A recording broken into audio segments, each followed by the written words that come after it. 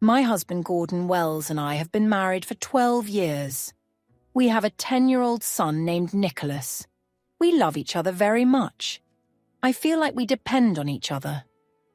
Gordon works as a maintenance manager at a big factory that makes paint cans and other containers.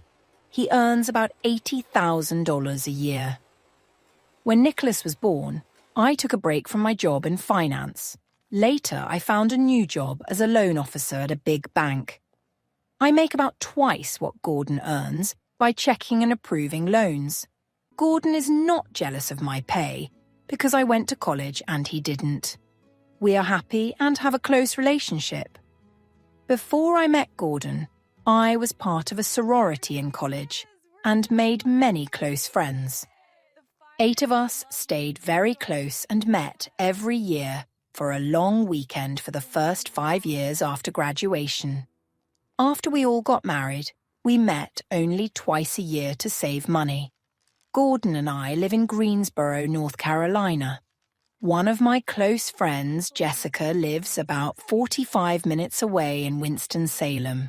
The other 6 friends live far away, so Jessica and I try to get together 2 or 3 times a month. Jessica and I get along very well, but Gordon doesn't have much in common with Jessica's husband, Michael. Michael often acts proud around Gordon and talks a lot about his big salary as an electronic engineer at a company that works with the military. Michael isn't very friendly when I am there, so I told Gordon to try to get along with him for my sake. Gordon told me to meet Jessica for lunch on weekdays to avoid Michael, but that didn't work well. Jessica and I like to have dinner together on Saturday nights. On those nights, Gordon stays quiet while Michael talks about his job. Later, I always thank Gordon for putting up with Michael by showing him extra care at home. Over time, Jessica told me that Michael started treating her badly with his words, and she didn't understand why. She said she did her best to keep their relationship good, but Michael seemed unhappy and hard to please. Jessica felt she could not do anything right for him. She was close to 2 co-workers, Donna and Cheryl. Cheryl was like a best friend to her, but not as close as Jessica and I are. Then Jessica said that a 3rd co-worker, Sharon, who she did not know well, told her that Michael and Donna had been having a secret relationship behind her back. Worse, she found out that Cheryl had known about the affair all along and had covered for Donna many times. The triple betrayal broke her heart. Gordon was very understanding about how I was sticking close to Jessica to help her through the long and difficult separation and divorce. I felt really bad for my sorority sister. 6 months after her divorce, I slowly started pulling away, and by 9 months we were both back to our normal routines. Gordon made a joke about introducing me to Nicholas again. After that, all 8 of us sisters were back together. At our next retreat, we tried to encourage Jessica to enjoy her new freedom and have some fun. Strangely, she never got involved with any of the men we suggested, but she stayed in good spirits anyway. All of us except Jessica were married with kids, but that didn't stop some of us from spending time with other people outside of our marriages. We had a strict don't ask, don't tell rule. We trusted each other not to hurt one another because that would only cause more harm to all of us. Though I was tempted many times, I never gave in. I thought about how much it would hurt Gordon and how it would affect Nicholas. I couldn't bear the idea of causing pain in our family. Gordon and I were close to our 13th wedding anniversary. We hadn't talked about it or made any plans yet. Finding a weekend when all 8 sisters could meet for a long weekend was always hard. The rest finally agreed on July 14th to the 16th, from Friday through Sunday. I knew I needed to talk to my husband about it. I made his favorite meal to help get him in a good mood. That was so good, honey. I'd be happy to have more. Thank you, Gordon said. It was my pleasure, honey. It's a lot of work to cook, but you're worth it. By the way, it's really hard to find a date when all the sisters can be free for a long weekend. After a lot of work, They all agreed to the weekend in mid-July. Now we just need to make the reservations. Oh, where are they thinking of going this time? Well, since it's summer, they all want to go to the beach in Santa Cruz, California. California? You want to fly all the way from North Carolina to California? That's on the other side of the country. I know, but most of them live closer to the West Coast than here. Jessica is the only one near the East Coast, and that's why we often meet with her. If you remember, they all came to Myrtle Beach about 8 years ago. Now I guess it's my turn to visit them. Oh, I forgot about that. You're right. Fair is fair. What dates in July did you say? I nervously wrung my hands and answered, the weekend of July 14th, 15th, and 16th. I'll fly back Sunday night. July 15th? Have you forgotten? That's our anniversary. You want to leave me alone on our wedding day while you go have fun with your friends? He asked. It's not like that, I said quickly. Isn't it? What if I came with you? He challenged. Sorry, honey. It's just us girls this time. No spouses allowed, I replied. A no spouses weekend, huh? I bet that's because most husbands would fail some kind of test, he teased. Don't you dare speak badly about my sorority sisters. You don't know what you're talking about, I answered firmly, though his words stung a little. Look, Gordon, it's nothing special. It's just our 13th anniversary. Who really cares about that one? If you want, we can celebrate the weekend before or after. There's no rule that says we have to celebrate on that exact day. So now our anniversary means nothing? Thanks for letting me know. I thought all our anniversaries were special, he said quietly. Don't take it that way. You know what I mean. If I say no now, it might take months to find another weekend that works for all of us. You're being hard on me. Why not celebrate the weekend before then? I tried to explain.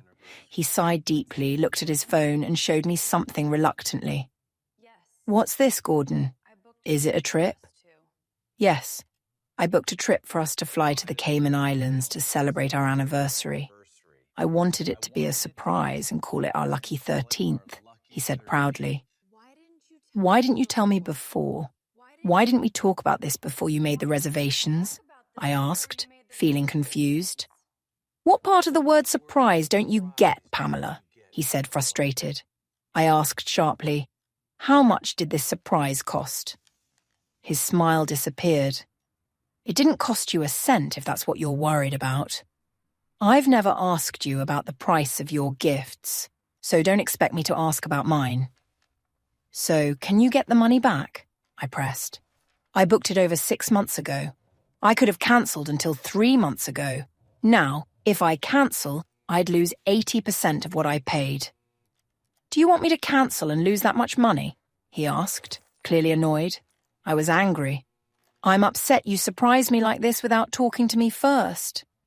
Don't worry, Pamela. I won't make that mistake again, he said calmly.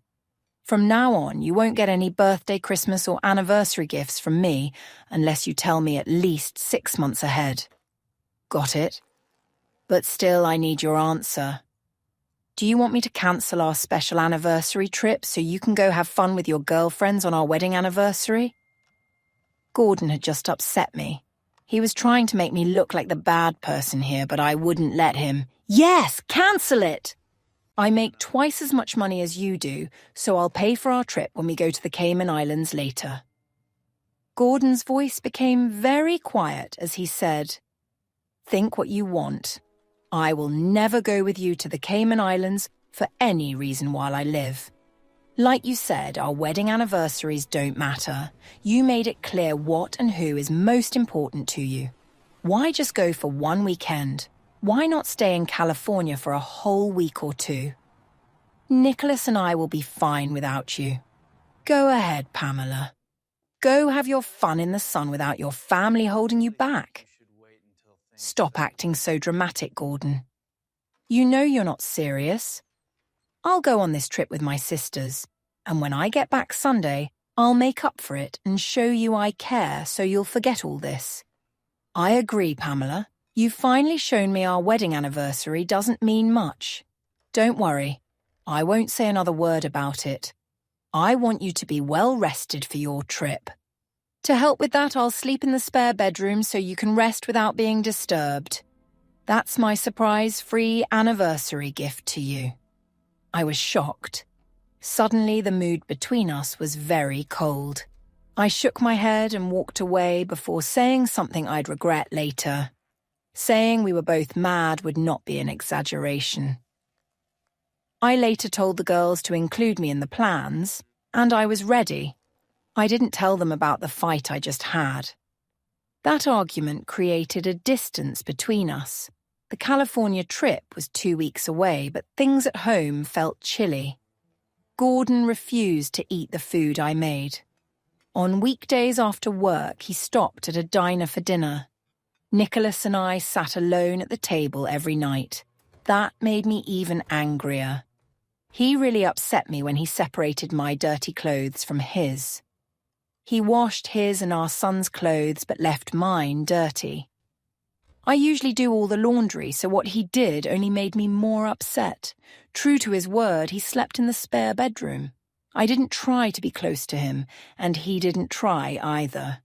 I packed for my trip quietly and arranged for Jessica to pick me up. I didn't feel brave enough to ask him to take me to the airport. That Thursday evening, he came home straight from work, picked up Nicholas, and went out to dinner without me. He expected me to be gone before they got back. My heart hurt because of how he was acting. We didn't say kind words to each other anymore. For 2 weeks, we had only been like housemates, not even sharing a room. We had never gone this long without being close. I started to wonder if I was the one at fault. I missed my husband badly. The pain hit me as I put my suitcase into Jessica's car trunk, without a hug, a kiss, or any sweet words. I would be back Sunday night. I promised myself I would make it up to him then, and make him happy to be with me. Jessica quickly noticed something was wrong at the Wells house, seeing that neither my husband nor son was there. Since we had time to travel together, I told her about the worst fight we had ever had. She listened and tried to cheer me up, and for that, I loved her. We checked into our own rooms in a big hotel suite that had 2 shared bathrooms. From the moment we met our other sisters in California, the fun had begun. The girls openly admired the many good-looking men we saw. I admit I made more than my share of bold jokes about what I would do with them. It suddenly hit me that I hadn't been close to anyone for over 2 weeks, and I felt restless. On Friday, it was hard to keep my feelings calm at the beach. I hadn't had this much fun with the girls in a long time. Jessica would glance at me sometimes, reminding me I had a family waiting at home.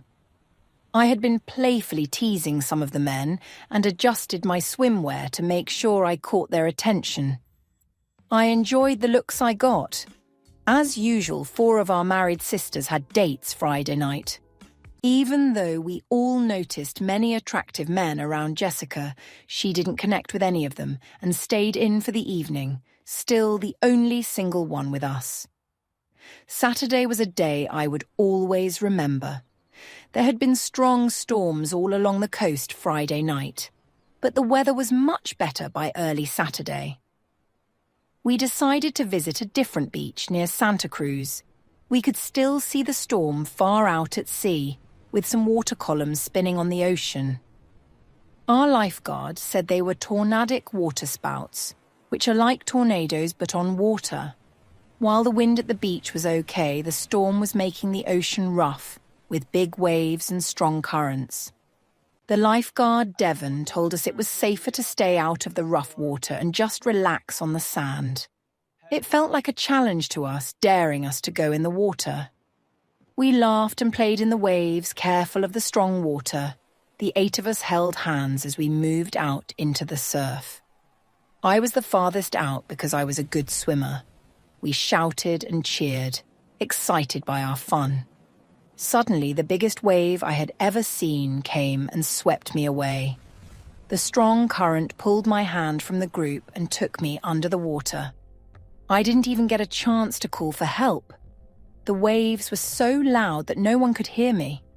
It felt like I was trapped inside a swirling pot with no way out. I couldn't tell which way was up, and the water carried me far from shore. I hadn't caught a breath before the water pushed me under. I started to panic, moving my arms and legs to break free, but it was no use. I needed air very badly, but knew that trying too hard could make things worse. Then I lost consciousness. When I woke up, I felt steady, gentle presses on my chest. A kind man leaned over me and breathed air into me in an urgent way. At first, I was scared. Then I saw it was the lifeguard who had pulled me from the water and saved me. When I tried to sit up, he told me to stay still and asked me my name and birth date to check if I was all right. Looking around, I saw at least 50 people watching what had happened. Jessica, one of my friends, knelt beside me, held my hand, and kissed it. Thankful I was safe. She quickly pulled my top down since the water had pushed it up, keeping me covered. The lifeguard told me to stay on my back until the paramedics arrived. He said they were on their way. No! I said loudly. No paramedics, no hospital, I can't stay. I need to go now. Pamela, he said calmly, you just went through something very hard. I'm only a lifeguard, not a doctor. You should be checked by a doctor. No, I said again, standing up. I'm fine. What's your name? Devon, ma'am. I'm Devon Saunders. Well, Devon Saunders, it looks like you saved my life. Thank you for everything. That was definitely brave, Pamela, said Gloria, one of my sisters. I saw it all. You were gone for almost 2 minutes. Devon dove in 3 times to find you. He didn't give up. When he pulled you out of the water and brought you to shore, it must have taken a huge effort against the strong current. I don't know how he did it, Devon said, moving his feet quietly. It's my job, Mom. Just part of the day's work. Well, Devon, I hope you don't mind if I show you how thankful I am. I took his face gently in my hands and gave him a warm, grateful kiss he wouldn't forget soon. The crowd cheered loudly. Devon, it would be my honor to take you to dinner tonight at a place you choose. It's the least I can do to say thank you. Please say yes to this lady in need. It's not needed, Mom, but if you want, I'd be glad to join you for dinner, he smiled. Jessica brought me my phone quickly. Devon, can you put your number in here so we can plan later? I asked. He smiled brightly as he did. Jessica and Gloria came up to me. Why don't you stay to let the paramedics check you, Pamela? I whispered back, because if Gordon finds out what happened today, he'll never let me come to another reunion. If he doesn't know about my accident, he can't stop me. No one can know. No reporters, no interviews, no doctor bills. I'll thank Devon another way later. I hear the sirens now. Let's get out of here before it's too late. The girls gathered around me and we quickly left before more people arrived. The crowd stayed behind, still talking about my hero. It was a scary experience and we'd had enough excitement for one day. We went back to our rooms to rest. The girls could hardly believe I had come through it safely. They thought it was almost like a miracle. After we cleaned up for the night, many of my friends came to me one by one. They gently urged me to spend some special time with Devon to show thanks for his courage and for helping me. I had thought about it too. Even though I had always been loyal to Gordon, he hadn't treated me well for the last 2 weeks. He had even ignored me when I needed him most. Usually we shared time together before trips to ease our feelings. His absence felt like a sign that he didn't mind if I found comfort elsewhere.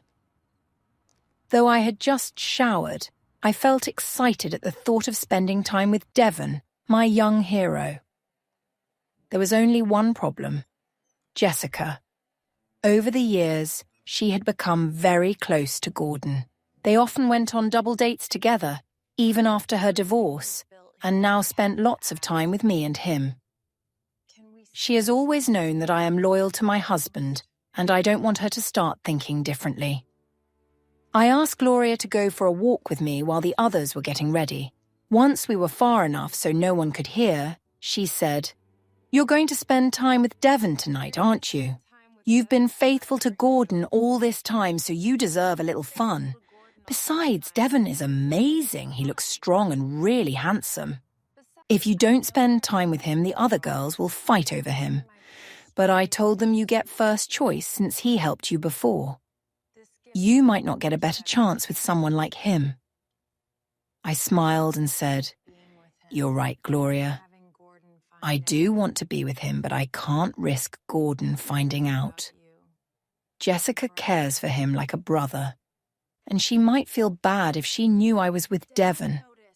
I don't want Devon to notice and to worry her so much that she tells on me. That would ruin everything."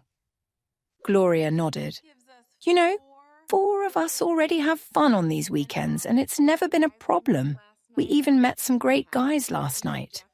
But I hadn't thought about how close you and Jessica are. You're like neighbors. Hey, I have an idea. What if Jessica was busy and didn't know about you and Devon tonight?" "Busy? How?" I asked. "Well, what if 5 of our friends asked Jessica to go out with them to a dance club? She'd be busy with them all evening and asleep by the time you get back after your night with Devon. I'll keep an eye on you so you're safe. You could say you're still shaken from everything and want to stay in and calm down. I'll stay with you to keep you company. It would look like the others are just helping Jessica have some fun and relax," she giggled. "Then you can enjoy your time with Devon without any worries."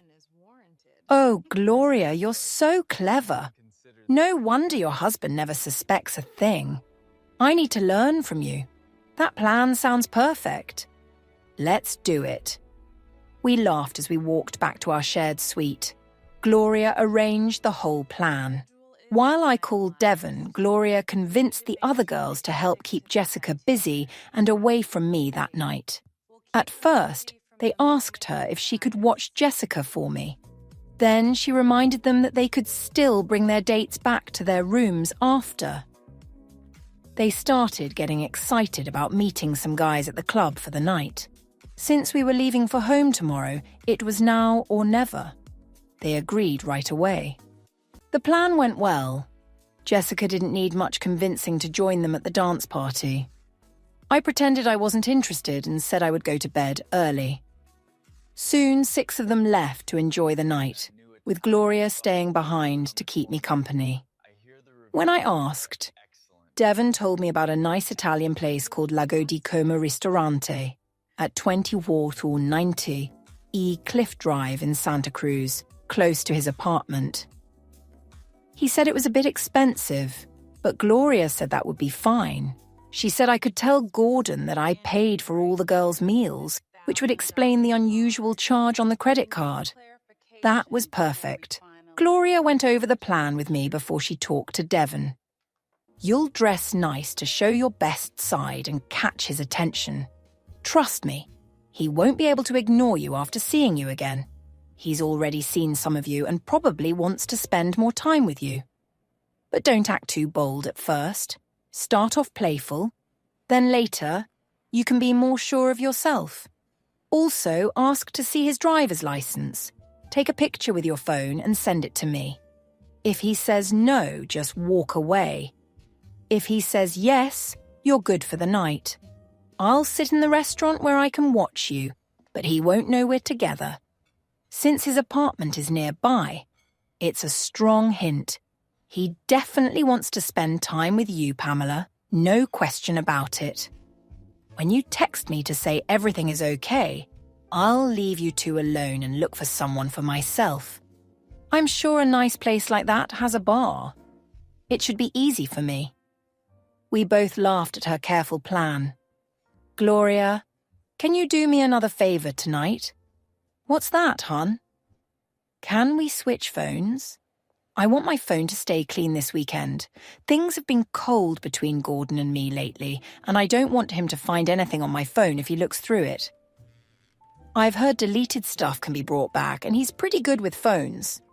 I'll use your phone to take the picture of his license and pretend to send it to my friend, so my phone stays clean.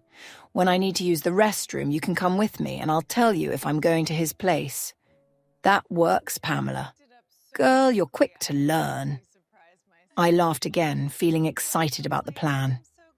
Devon was already sitting at our reserved table when we got there. Gloria went straight to the bar since she had a good view of our table. The moment I saw him, I felt very excited. He wore a suit and tie because the restaurant had a dress code. I remembered his strong muscles under his clothes. I gave him a warm hug and a friendly kiss, and he didn't pull away. We talked about simple things as we ate. As usual, he offered to pay, but I told him no. We shared a bottle of wine, which made us feel relaxed. He showed me his ID, and, just like Gloria said, he asked me to come to his apartment to keep talking. Later, I told Gloria I needed to visit the ladies' room. She came with me. Gloria, I'm very nervous. No man has ever made me feel like this, not even my husband. I've decided to take a chance for several reasons. Mainly, I feel I owe him my life. He saved me when I needed help. He promised never to hurt me. Before I left, my husband upset me and hasn't been close to me for more than 2 weeks. I've been a good wife, so I think I deserve this. It will just happen once. My husband won't know. You're right. I might never get a chance like this again. If I don't do this, I'll regret it forever. But can I ask you one more favor? Of course, Pamela. What do you need? Since I want to remember this special night, I want to record it so I can look back any time I want. Devon is okay with it. Can you let me put your phone on his dresser to record? On Monday, when I'm back at work, you can email the video to my work email and then delete it. I'll save it somewhere safe so my husband won't see it, but it will help me feel good later. That way my phone is safe too. Is that okay with you? Girl, you got this idea straight from my book. I just hope my phone has enough battery. I'll use your phone if I need to call a taxi. Maybe I'll get lucky too. She laughed. At 9:45 p.m., Devon walked me to his apartment, where I would stay for the night. Gloria had her arm linked with a handsome man's arm and waved to me as we left the restaurant. Sunday morning, I didn't wake up until 11 Sao. Most of the other girls were already up, getting ready to go home. Gloria made sure no one disturbed me, saying I had a hard time falling asleep last night. She was right. Jessica came to check on me when she saw I was awake. I smiled and told her I was okay, which was true. In fact, I felt better than okay, but I didn't say more. I needed a shower, so I grabbed some fresh clothes and headed to the only bathroom free. Just as I was closing the door, Gloria slipped in with me. She smiled and said, "Okay, tell me everything about last night with the lifeguard. Don't leave anything out." "You go first, Gloria." "Remember, I saw you with a guy too," I replied. "True, but I've done this many times before. And this is your first time." "I got here around 5 a.m. No one was up and your room was still empty when I arrived," I said. "I slept deeply. I was worn out in every way," I added, laughing. "So your first night out was a success?" she asked. "More than a success," I said. "It was the most amazing time of my life. Devon was just incredible. I could barely keep up with him. I lost count of how many times we were together." Gloria laughed at how open I was being. "So it was a good first experience?" "It was magical," I said. "I've never felt anything like it." He played soft music in the background, something called Love Theme from a movie. It made everything feel even better. The whole night felt like a dream. "Will you want to do it again?" she asked. "I'm sure I will," I said. I know I won't see Devon again, but I bet there are others just as good around here. Still, I have to be very careful. I want you to teach me how to keep it a secret. I love Gordon with all my heart and will never leave him. But Devon awakened something in me that I didn't know I wanted before. I need you to teach me all the ways to be discreet. Gloria laughed happily, glad I had such a good time.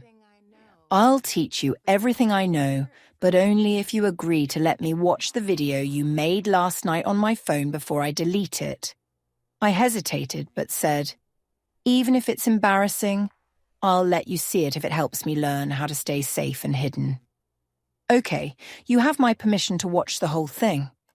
But call me tomorrow at lunchtime so we can figure out how you can send it to me without being noticed. Then promise me you'll delete it.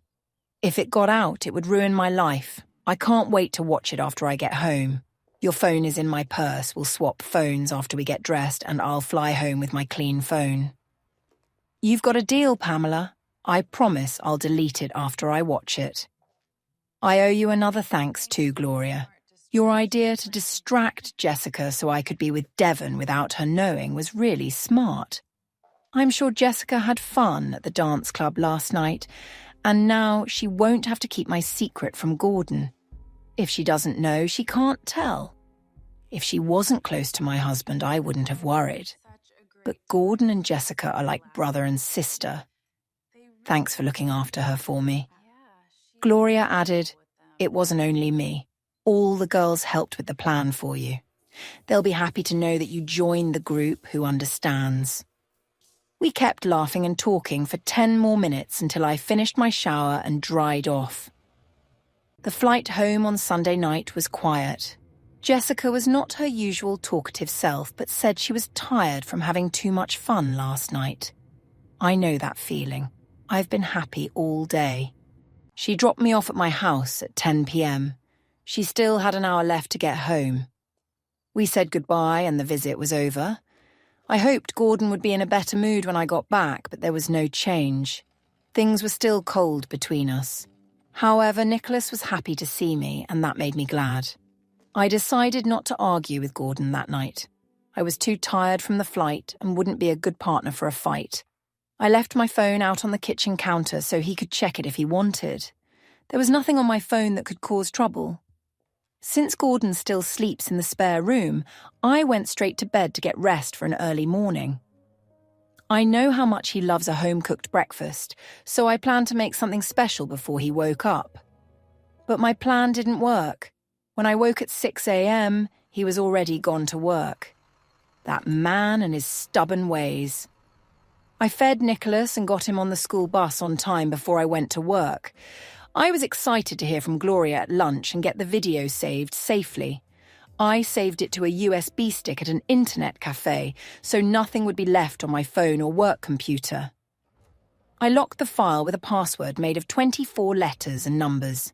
Then, I hid it inside a small safe in my office. This safe usually holds important papers for client loans. Only I know the code to open it. I hope that soon I can take a long lunch break and remember the special night with my hero. But first, I need to fix things with Gordon. I might need to admit I was wrong and be humble to make him feel better and get back on his good side. As the saying goes, it's easier to ask for forgiveness than permission. I was determined to talk with my husband that night. We couldn't keep going like this. He had dinner out again and came back home. As soon as he got in, he spent time with Nicholas until he went to bed. I said, Gordon, we need to talk and stop this little fight between us.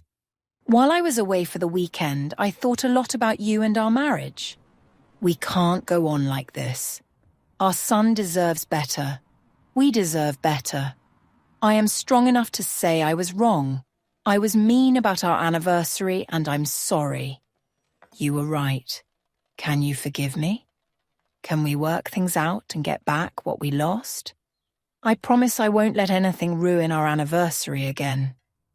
He looked at me for a long time, maybe to see if I was really sorry and honest. Then he said, You're right, Pamela. This has lasted too long. We are both stubborn, and that's not good. Nicholas has started to ask questions about us. I will forgive you for how you treated me if you forgive me for ignoring you. I said, Deal. We hugged and kissed, feeling closer again, like before. Then he said, I didn't know how this talk would go. so I haven't moved my things back to our bedroom yet. Let's talk some more before bed. I'll come back tomorrow, and we can be close like before. Tell me about your weekend. You didn't call even once, so I don't know what happened. We talked for almost an hour. I reminded myself why I loved him so much. I happily told him about the weekend, but left out some things that were private. Those memories are mine alone. We kissed again and then went to our own beds. I quietly thought about that weekend as I tried to fall asleep. Those memories will stay with me for a long time. On Tuesday morning, we kissed in front of Nicholas, and he seemed happy to see us getting along again. It had been over 2 weeks since Gordon and I had really connected. I imagine that tonight, when we meet, we will share a close and special moment together. I was happy to get Pamela's apology last night. She seemed sorry, which I was glad to see. I'm looking forward to being close with her again. We've never gone so long without talking like this before, no matter what happened. I never thought about divorce, but I wanted her to understand a lesson. It seems she did. Later that morning, I got a surprise call from Jessica while I was working. "Hello, Gordon. I know you're busy, so I won't take long. I'll be in your city around lunch, and I was wondering if you want to meet me for lunch and catch up. I spent a lot of time with Pamela last weekend, so now it's just you and me, if you don't mind." "Sure, Jessica.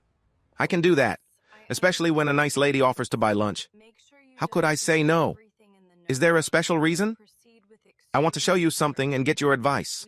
So please don't say anything to Pamela if you talk to her before we meet." "Of course," I said, smiling. "Text me where and when, and I'll be there." We met at a Greek restaurant I liked, not far from work. She gave me a hug that lasted longer than I expected. We talked a bit while we waited for our food. "You look nice today, if you don't mind me saying. So, what's on your mind, Jessica?" Her face grew sad, like it did during her divorce. "Gordon, you know I care about you like a brother. We've grown close these last couple years. I respect you a lot, and that's why I'm here today." "What's wrong, Jessica? I agree, we're like brother and sister. Is Michael trying to come back into your life again?" "No, it's not Michael, though I wish it was. But in a way, it does involve him." "Okay, I'm listening." "I'm sure you know what happened with Michael and his year-long affair behind my back with one of my good friends from work, Donna. Yes, Pamela told me everything, and I'm sorry you had to go through that. You deserve much better than how he treated you." "Yes, and also the fact that Cheryl, my best friend in Winston-Salem, knew about it the whole time and didn't tell me. I was hurt by Donna, Michael, and Cheryl. It broke my heart, as you know." "That's right. It took you a long time to feel like yourself again?" "Yes, well, something similar just happened, and I think you should know." "Oh?" "Yes. Cheryl should have told me what she knew when she found out. Wouldn't you agree?" "Absolutely. You might have saved your marriage if you had found out earlier, or at least you could have handled your feelings better if you knew from the start." "Exactly, Gordon. You understand? That's why I'm not going to do to you what Cheryl did to me. I won't keep quiet. I just can't do that to you." "What do you mean, Jessica? Just say it." "Please don't be mad at me, Gordon. I'm sorry to tell you this, but Pamela was not faithful to you last weekend in Santa Cruz." "What? No, that can't be true." "I'm really sorry, but it is true." "But why? How?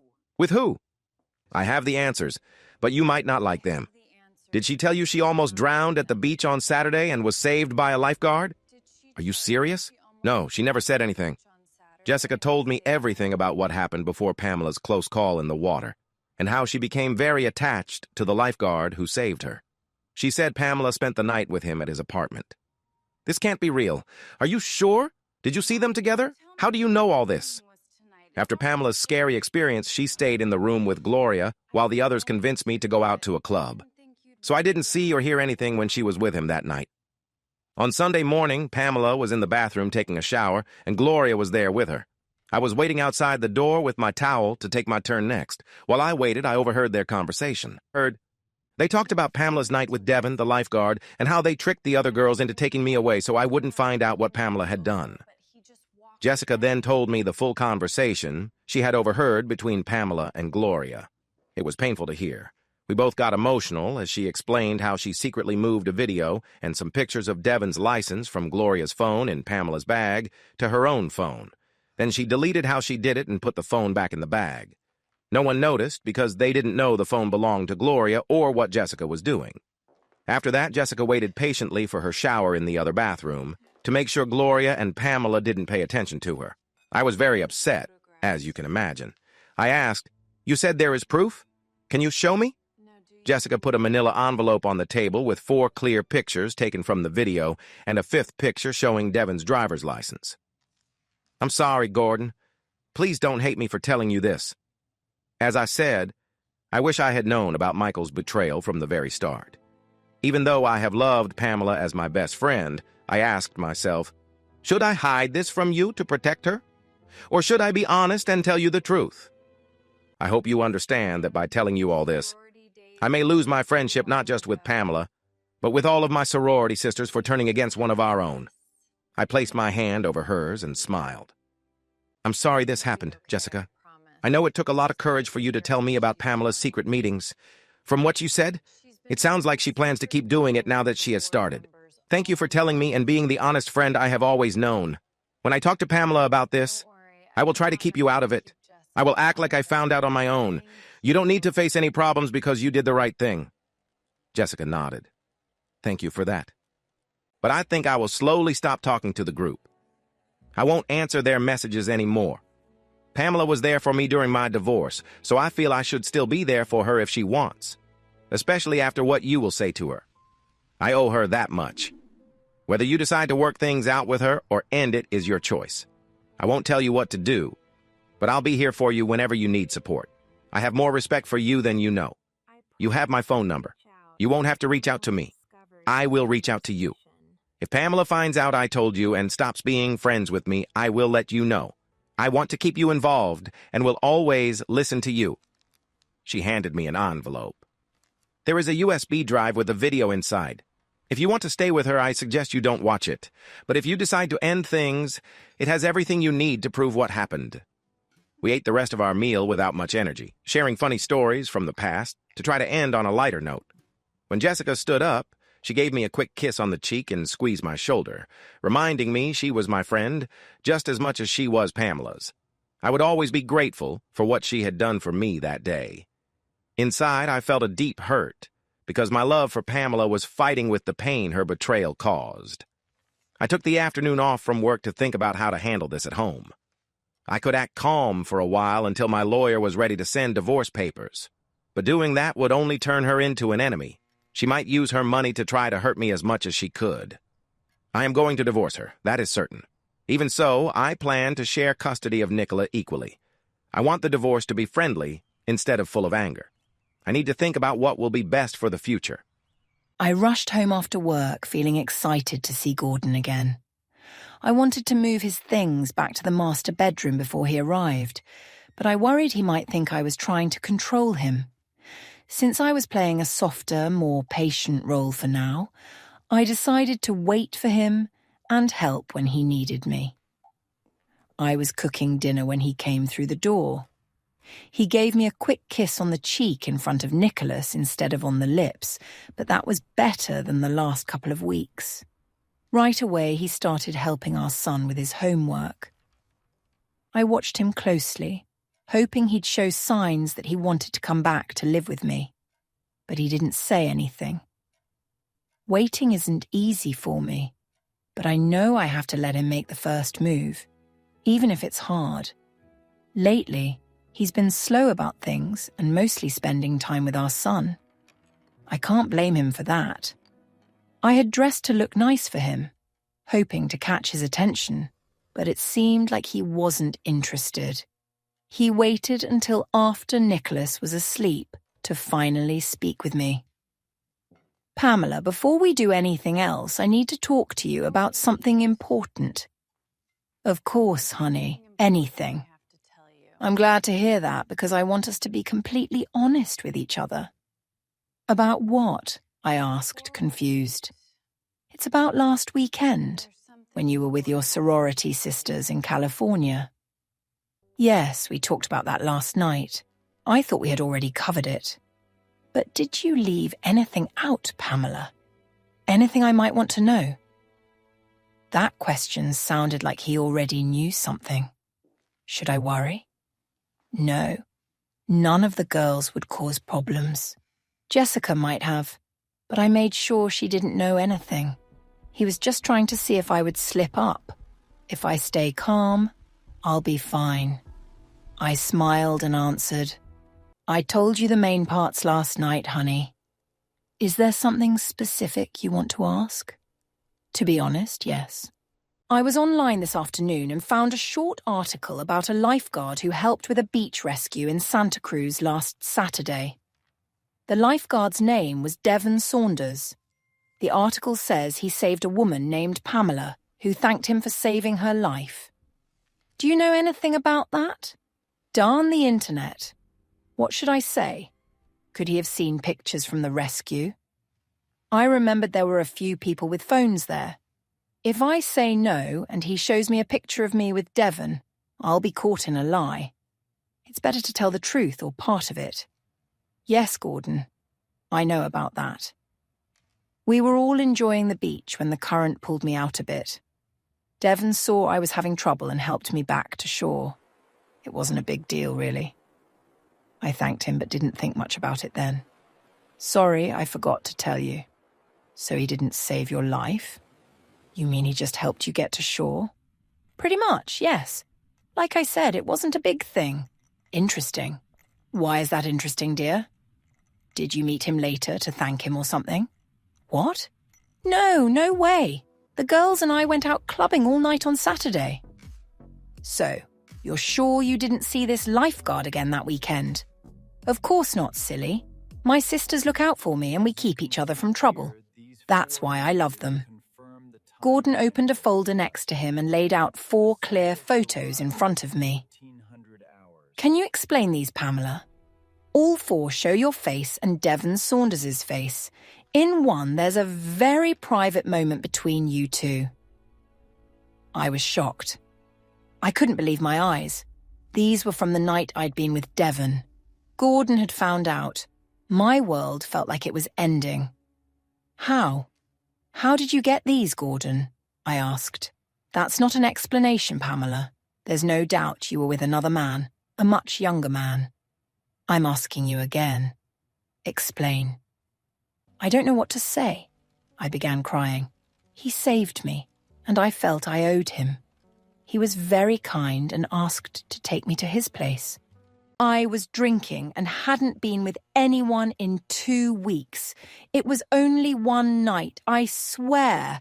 I've never done anything like that before or will again. Please forgive me, Gordon. I'm begging you. When? When exactly was this, Pamela? What day? Saturday night. The very night of our 13th anniversary, you were with a younger man far away. That's hard to take. Your betrayal is so deep. I don't know if I can ever get past this. No, don't say that. Let me make it right. I'll do anything. Every marriage faces problems. We can get through this. Think of Nicholas. Were you thinking of him or me when you were with another man? I don't think so. Don't use our son to defend yourself, please. How did you get these pictures? I asked. Is it hard for you to believe I hired someone to watch you in Santa Cruz? It seems that was a smart choice. You nasty man. You had me followed. That's wrong. You broke my trust. I see. So paying a private investigator to find the truth bothers you. Catching you cheating is unforgivable, but your cheating is okay. You had no right. Well, Pamela, from what you said, maybe you should divorce me for violating your rights and catching you with another man. You don't need my forgiveness anymore.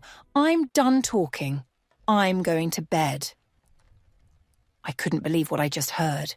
What had I done? I kept crying as he closed and locked the door to the spare bedroom. I needed to talk to someone. I couldn't tell Jessica because I would have to admit what I did. She hates people who cheat. That's exactly what I am. Then I thought of Gloria. She would know what to do. Gloria didn't help much. She mostly said I should threaten Gordon with money. I made twice as much as he did each year and had more control over money. She told me to threaten to make him leave with nothing and to say my lawyer would get full custody of the kids, while he would only see them a few hours a month, with supervision. Of course, that might not happen, but sometimes just threats can make stubborn men change their minds. Gloria almost lost her temper trying to remember if I had been followed that night. She drank a lot herself and couldn't picture everything clearly. She guessed a professional would know how to hide well. I stood there staring at the locked door. My heart was pounding with panic and anger. The quiet behind that door felt so loud. Gordon had crossed a line that could not be fixed. He had someone follow me. The shock of his betrayal felt worse than my one mistake. He had paid a private investigator to watch me, to track me, to take photos when I was at my weakest. I remembered what Gloria said. Threaten him with money. I made much more than his $80,000 a year. I was the main earner. I worked as a senior loan officer at a big bank. If Gordon thought he could trap me like a criminal, he was about to learn a harsh lesson. The next morning, I took a day off work. I didn't want to try to make peace or talk calmly. I hired Evelyn Sterling, a very tough, expensive divorce lawyer famous for making sure spouses didn't get much money. She sat behind a huge desk, her sharp eyes showing no kindness, as I told her the story, leaving out my own mistake and telling only how Gordon had invaded my privacy. "We act first, Pamela," Evelyn said, her voice sharp and firm. "We take away his support." Using my knowledge of banking and Evelyn's legal plans, I moved the money by noon. I took all the money from our shared savings and put it into a trust that only I could control. Gordon had no money left to pay the bills or take care of daily things. I wanted him to understand how serious this was. I wanted him to have no choice but to ask for help. The notification hit my phone at 1:15 p.m. Insufficient funds. I was at the hardware store picking up supplies for the manufacturing plant when my debit card was declined. I pulled up my banking app and stared at the screen. The joint savings account, which held nearly $40,000 we had saved together over a decade, displayed a balance of $0. I didn't panic. I didn't call Pamela to scream or beg. I simply walked out of the store, got into my truck, and drove to a modest, unassuming brick building downtown. Arthur Penhaligon did not wear designer suits. He was a hyper-analytical, meticulously organized family lawyer who specialized in forensic document review. I sat across from his cluttered desk and handed him the printed photos of Pamela and Devon, along with the screenshot of the depleted bank account. Arthur adjusted his glasses. "She's trying to suffocate you financially to force a quick, unfavorable settlement. It's an aggressive tactic." "I just want 50-50 custody of Nicholas," I said, my voice steady despite the hollow ache in my chest. "I don't want to destroy her. I just want my son, and I want out." "Mr. Wells," Arthur said quietly, "your wife has hired Evelyn Sterling. They do not play by the rules of equitable division. We must establish a firewall immediately." I was sitting in my living room, nursing a glass of expensive Merlot and waiting for Gordon to come home and grovel when my phone chimed. It was an automated legal notification. Gordon had not called to beg.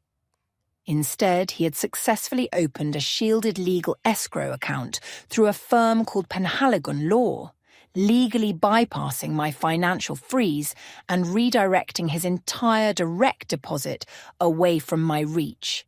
My grip tightened on the wine glass. He wasn't surrendering. He was fighting back. The fact that Gordon hadn't reacted to the financial freeze with a desperate phone call unnerved me. It meant he was strategizing. But what terrified me more was the unseen phantom of the Santa Cruz private investigator.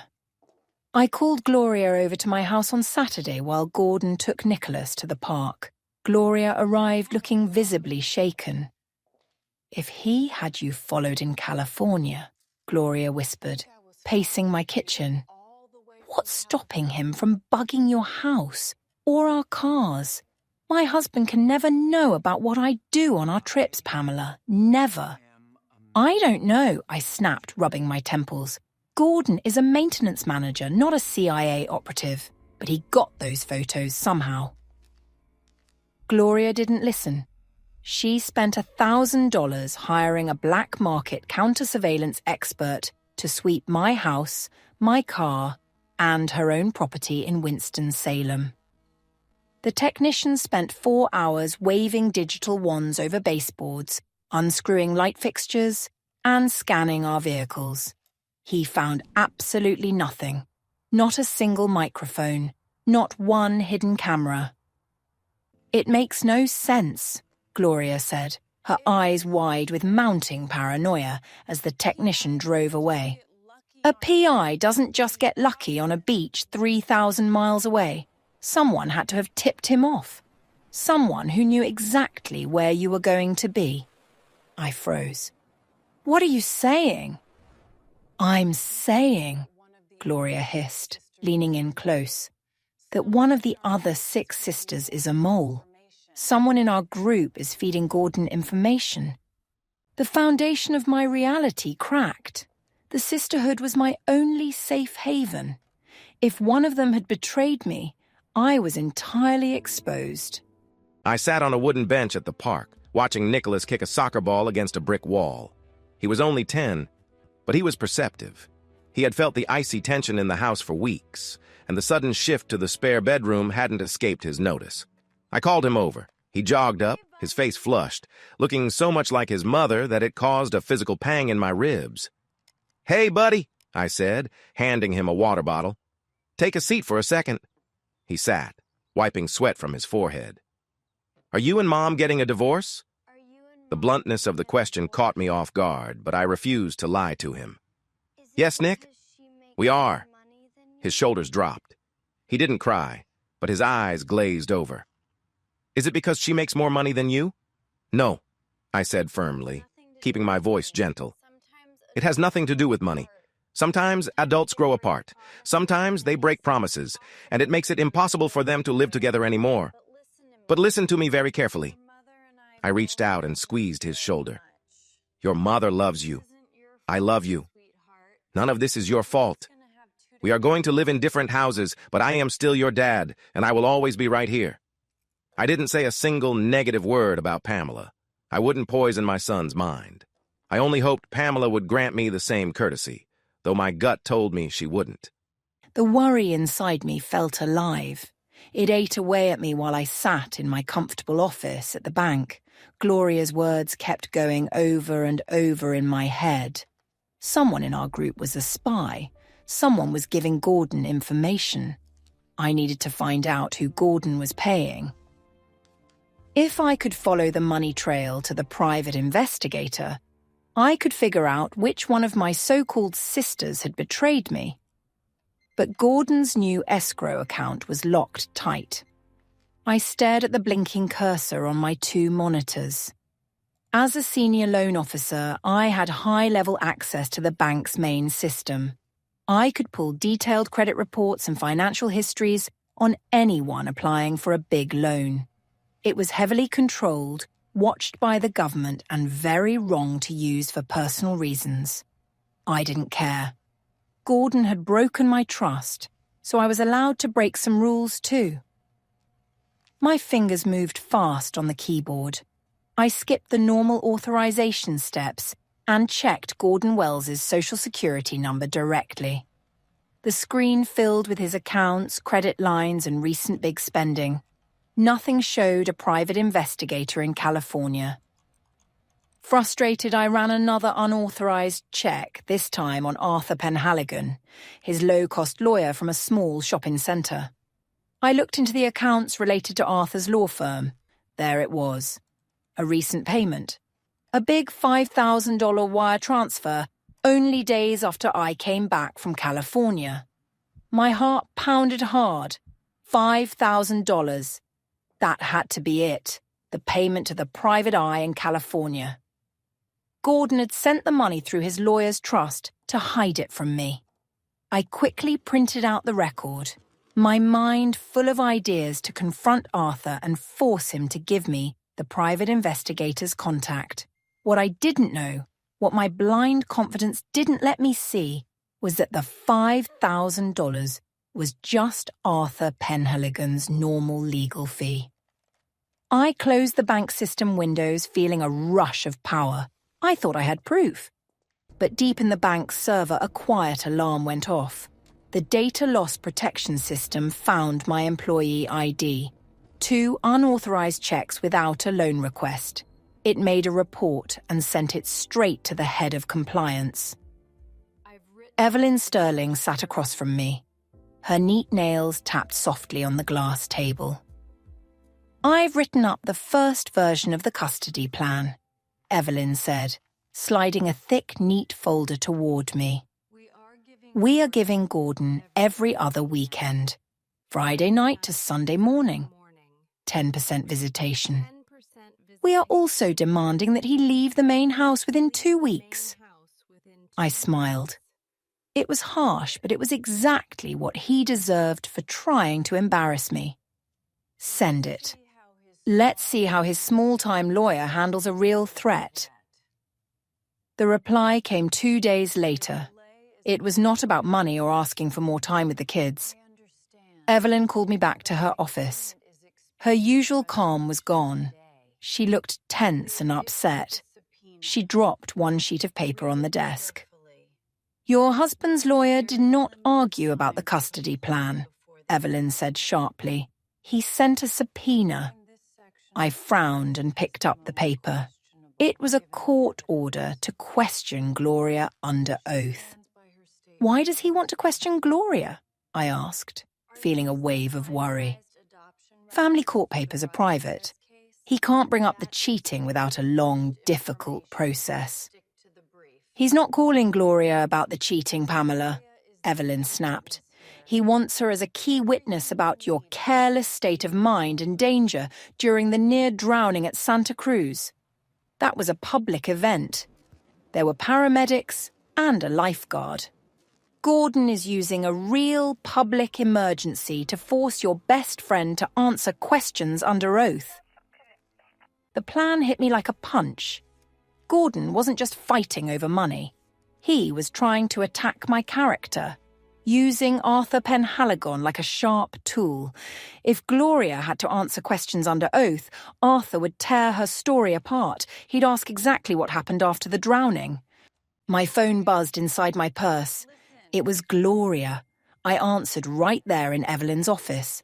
"Gloria, listen. I got served." Gloria's voice was so loud that I had to pull the phone away.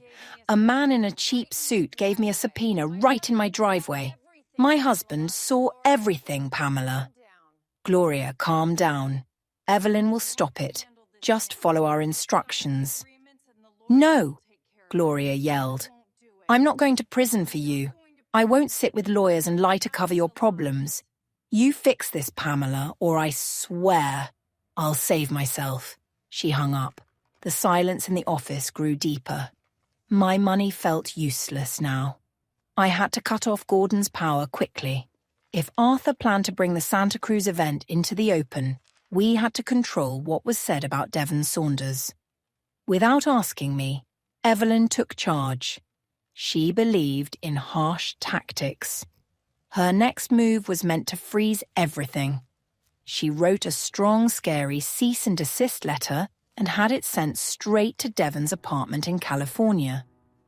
The letter said he had acted badly, saying he took advantage of a woman who was in a hard situation. It warned him he could face serious legal trouble and lose his lifeguard license if he talked about what happened on July 15th. The letter was meant to stop him before Gordon's lawyer could reach him. But instead, it caused a lot more problems. I was at my desk in the bank, trying to finish many loan papers, when the phone rang. "Pamela Wells?" a rough voice asked. "This is Pamela. Who is this?" "This is Lenny Cravasco. I am the lawyer for Devon Saunders in Santa Cruz." I felt very cold inside. Devon had a lawyer now. "I don't know who you think you are dealing with," Lenny shouted. But you don't send threats to a young man who saved your life. Devon is scared. He thinks he could lose his job. He is hurt because of your problems.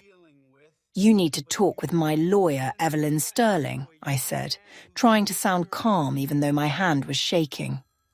I don't want to talk to your lawyer, Lenny said with dislike. I want to talk to you. Take back that fake cease and desist letter or I won't just go to family court. I will go to the news. I will call the local papers myself. Bank executive sues hero lifeguard after secret affair. How do you think that will look for you? You are trying to force me, I said quietly. I'm protecting my client, Lenny said back. Stop this, Pamela. You have one day. Then the call ended. The secret between families was no longer quiet. Lawyers were involved now and things were getting out of my control. Jessica sat in the spare chair in my maintenance office. She was nervous, twisting her purse straps. She had driven 45 minutes from Winston-Salem and parked a few blocks away so no one from Pamela's group would see her. I can't take it anymore, Gordon, Jessica said, her eyes red. Pamela is breaking this family apart. I saw the custody plan she gave you. 10%? That's so unfair. Let me speak in court. I will tell Arthur everything. I'll admit I shared the video. I looked at Jessica, who had risked a lot to tell me the truth. She was shaking. No, Jessica, I said softly. Arthur and I have a plan. Evelyn Sterling is dangerous. If you speak now, Pamela will turn the whole sorority against you. They will look into your past, bother your workplace, and try to ruin your life just to save her name. I don't care, she cried. It's the right thing to do. I care, I said firmly. You must stay safe and hidden. Let Pamela think she is fighting a ghost. When the time comes, if we really need you, we will deal with it then. But for now, you stay Pamela's best friend. Do not reveal who you really are.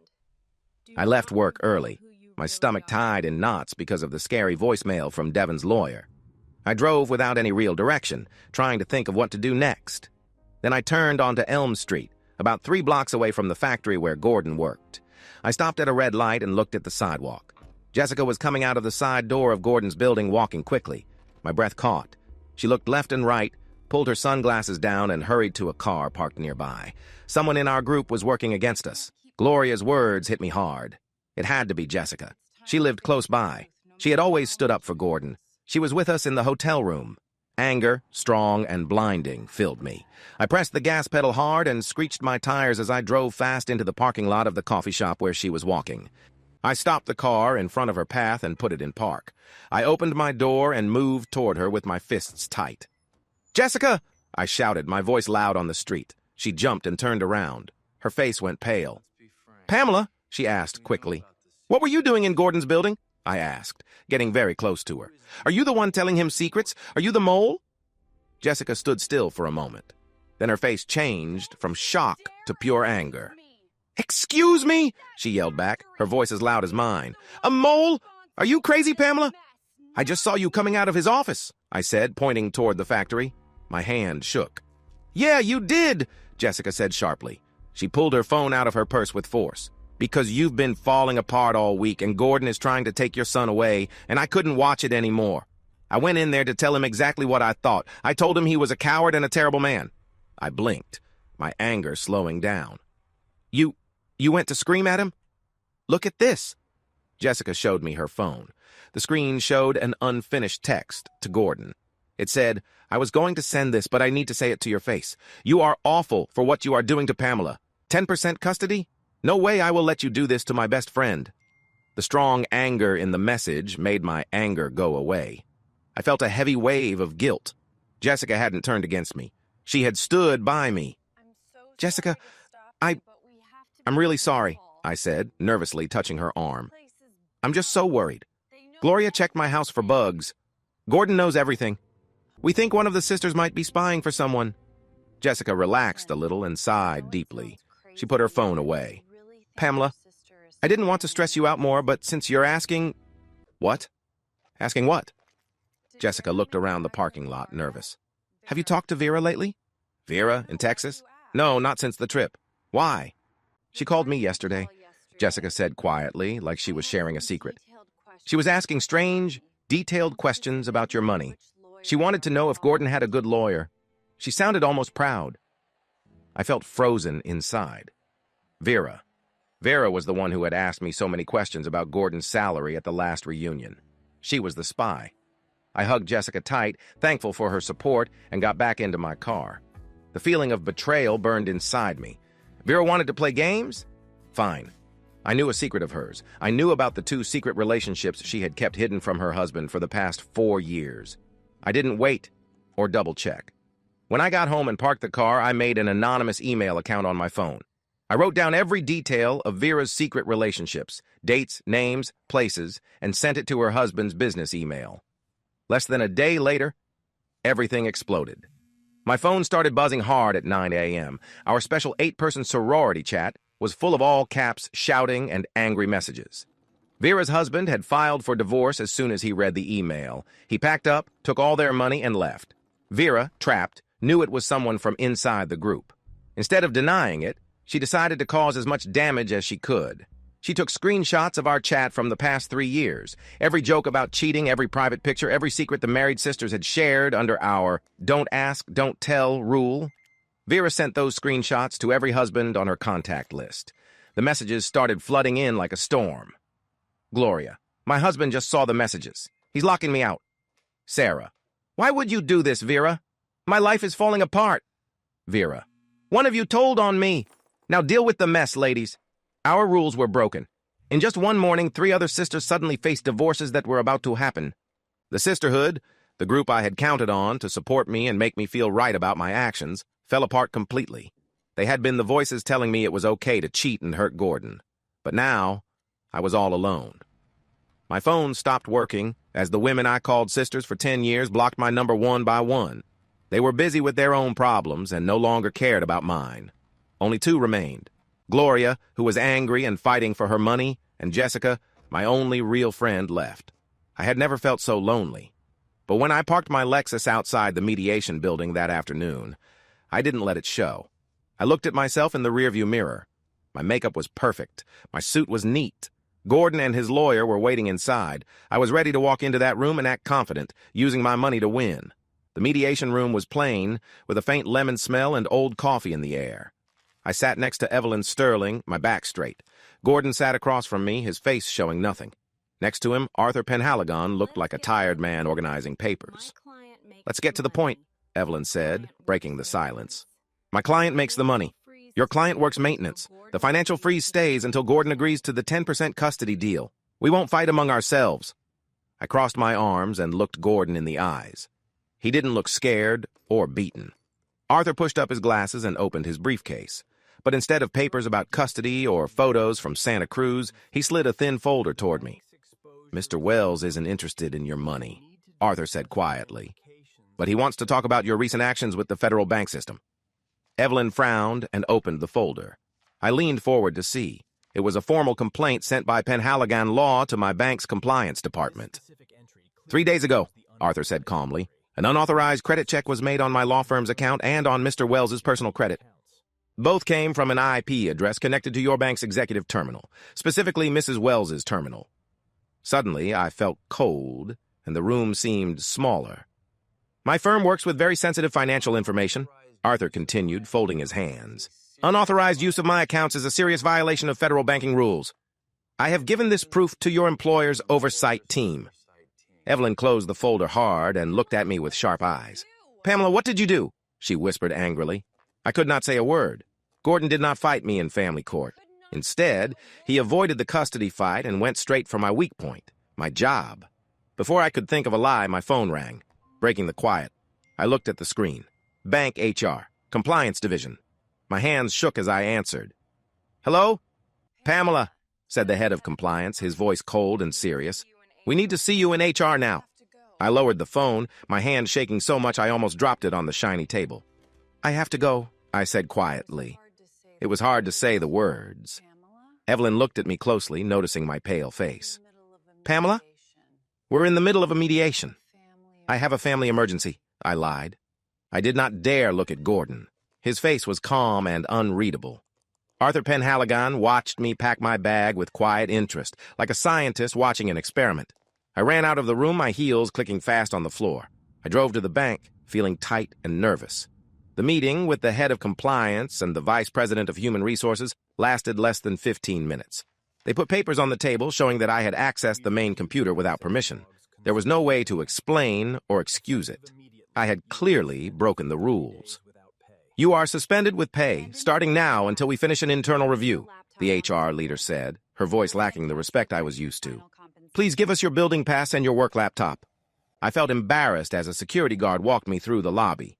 The junior staff I had led just yesterday looked at me with surprise. When I finally got to my car, I yelled, slamming my hands on the steering wheel until it hurt. My phone rang again. It was Evelyn. "They suspended me," I said, my voice rough. "I told you not to cross Arthur Penhaligon," Evelyn said coldly. "He doesn't fight with noise. He hits from a distance. And now, because you gave him the chance, this case is much harder. I need $50,000 for the lawyer by tomorrow morning." "50,000?" I gasped. "Evelyn, I tied up all our shared money in a special trust so Gordon couldn't use it. I can't get to that money without a judge's approval.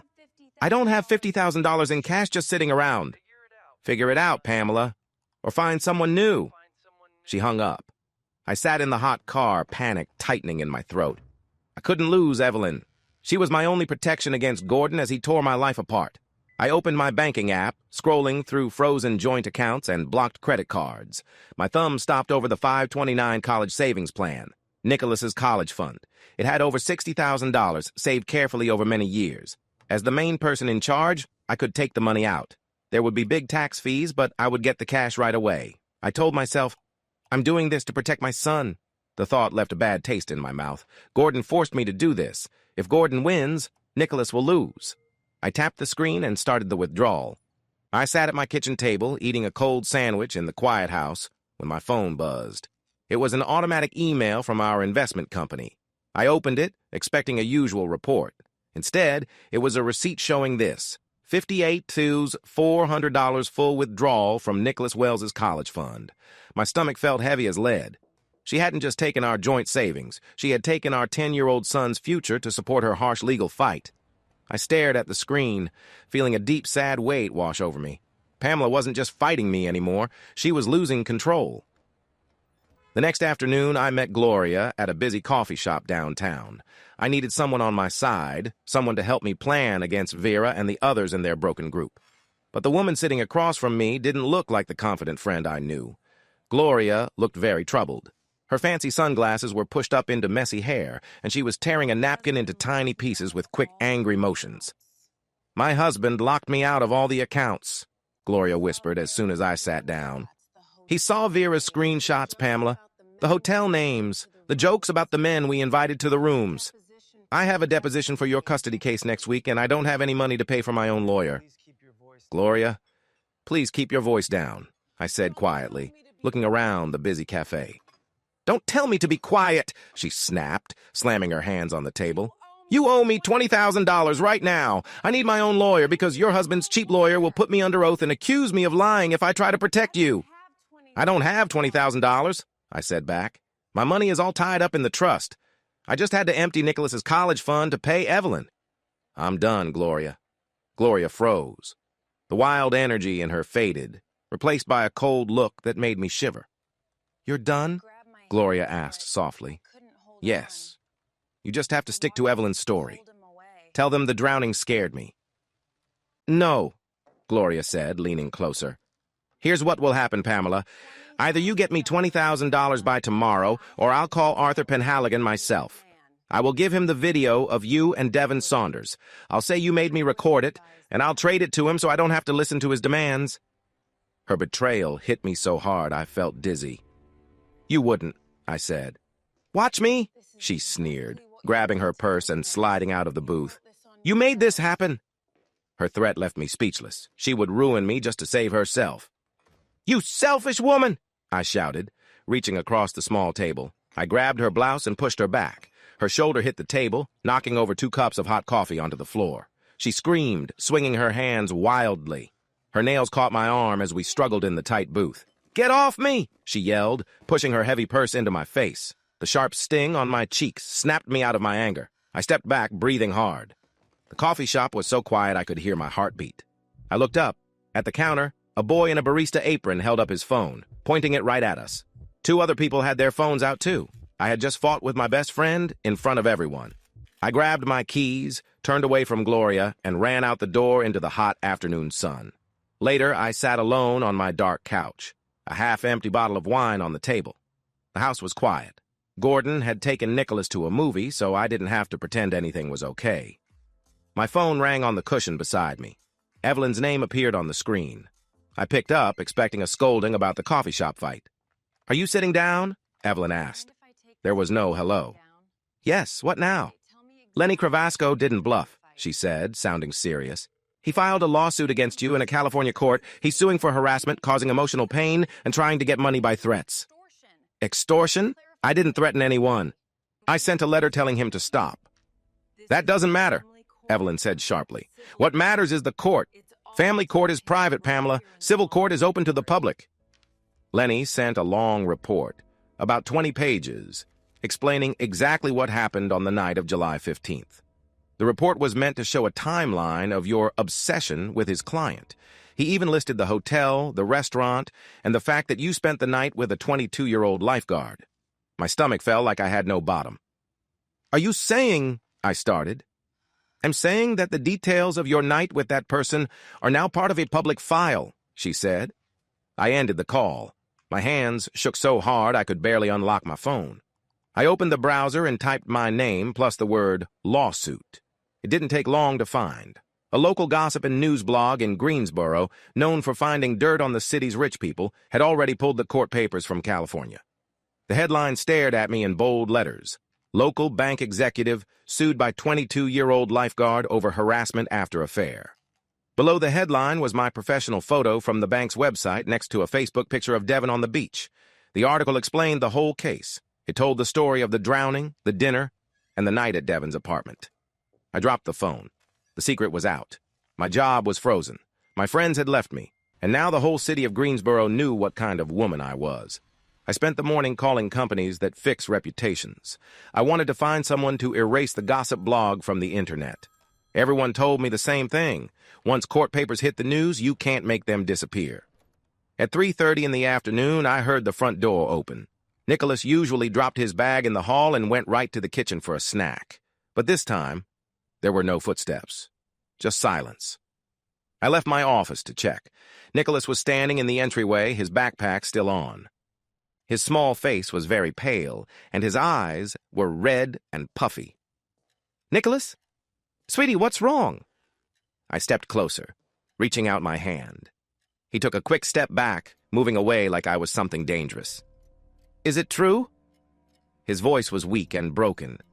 It hurt me to hear it. "Is what true, honey?" I asked. A tear slid down his cheek. "The kids at school," he said. "Jason Miller showed me on his phone when we were on the bus. It had your picture. It said you cheated on Dad with a lifeguard at the beach. Did you?" My heart stopped. The problem was no longer just with adults. It had reached the middle school. "Nicholas, listen to me," I said, kneeling so I could look in his eyes. I wanted to explain, to take control of the story. "You don't understand how grown-up relationships work. Things online can be confusing and not always true. Your father is a very cruel man, Nicholas. He is angry and trying to break up our family. He spread lies to hurt me." Nicholas looked at me. He was just 10, but his eyes looked older and hard. He had Gordon's sharp mind. "Dad didn't put it on the internet," Nicholas whispered, his voice shaking with anger. "The lawyer in California did. You're lying to me. You lied to Dad." "Don't talk to me like that," I snapped, feeling angry after being pushed away. "I am your mother. I have given up everything for you." Nicholas didn't reply. He just turned and walked upstairs to his room. I stayed in the hall, fuming. I decided to wait an hour for him to calm down before I would set some rules. I was looking over some work notes on the factory floor when my phone buzzed. The caller ID said Pamela, home.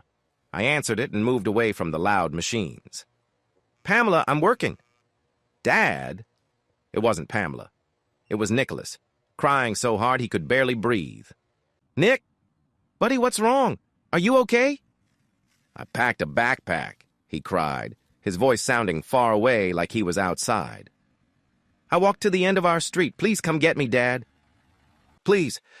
I don't want to live with her anymore. I saw the thing on the internet. She lied to me. I can't stay in that house. A cold, scary truth hit me hard. Stay right where you are, Nick. Don't move. I will be there in 10 minutes.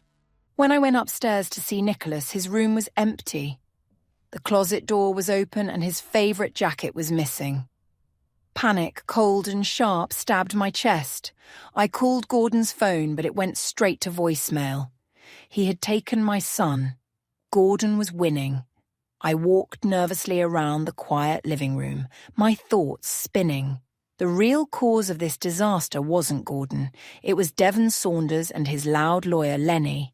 If I could just end the lawsuit, the public records would close. The blog posts would lose their power. I might save some respect before the custody judge next week. I couldn't use my own phone.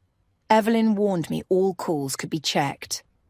I drove to a shabby store 2 miles away, bought a prepaid phone with cash, and went back to my car. I called the number Devon gave me in California, hoping it was still the same. It rang 4 times before a careful voice answered. Hello? Devon, it's Pamela. There was a long pause. You shouldn't be calling me. Lenny said I can't talk to you. Devon, listen to me, I said quickly, resting my forehead against the steering wheel. This has gone too far. My son found out. My life is falling apart. You don't want a long, painful legal fight any more than I do. You sent a letter trying to get my certification taken away, he said, his voice rising.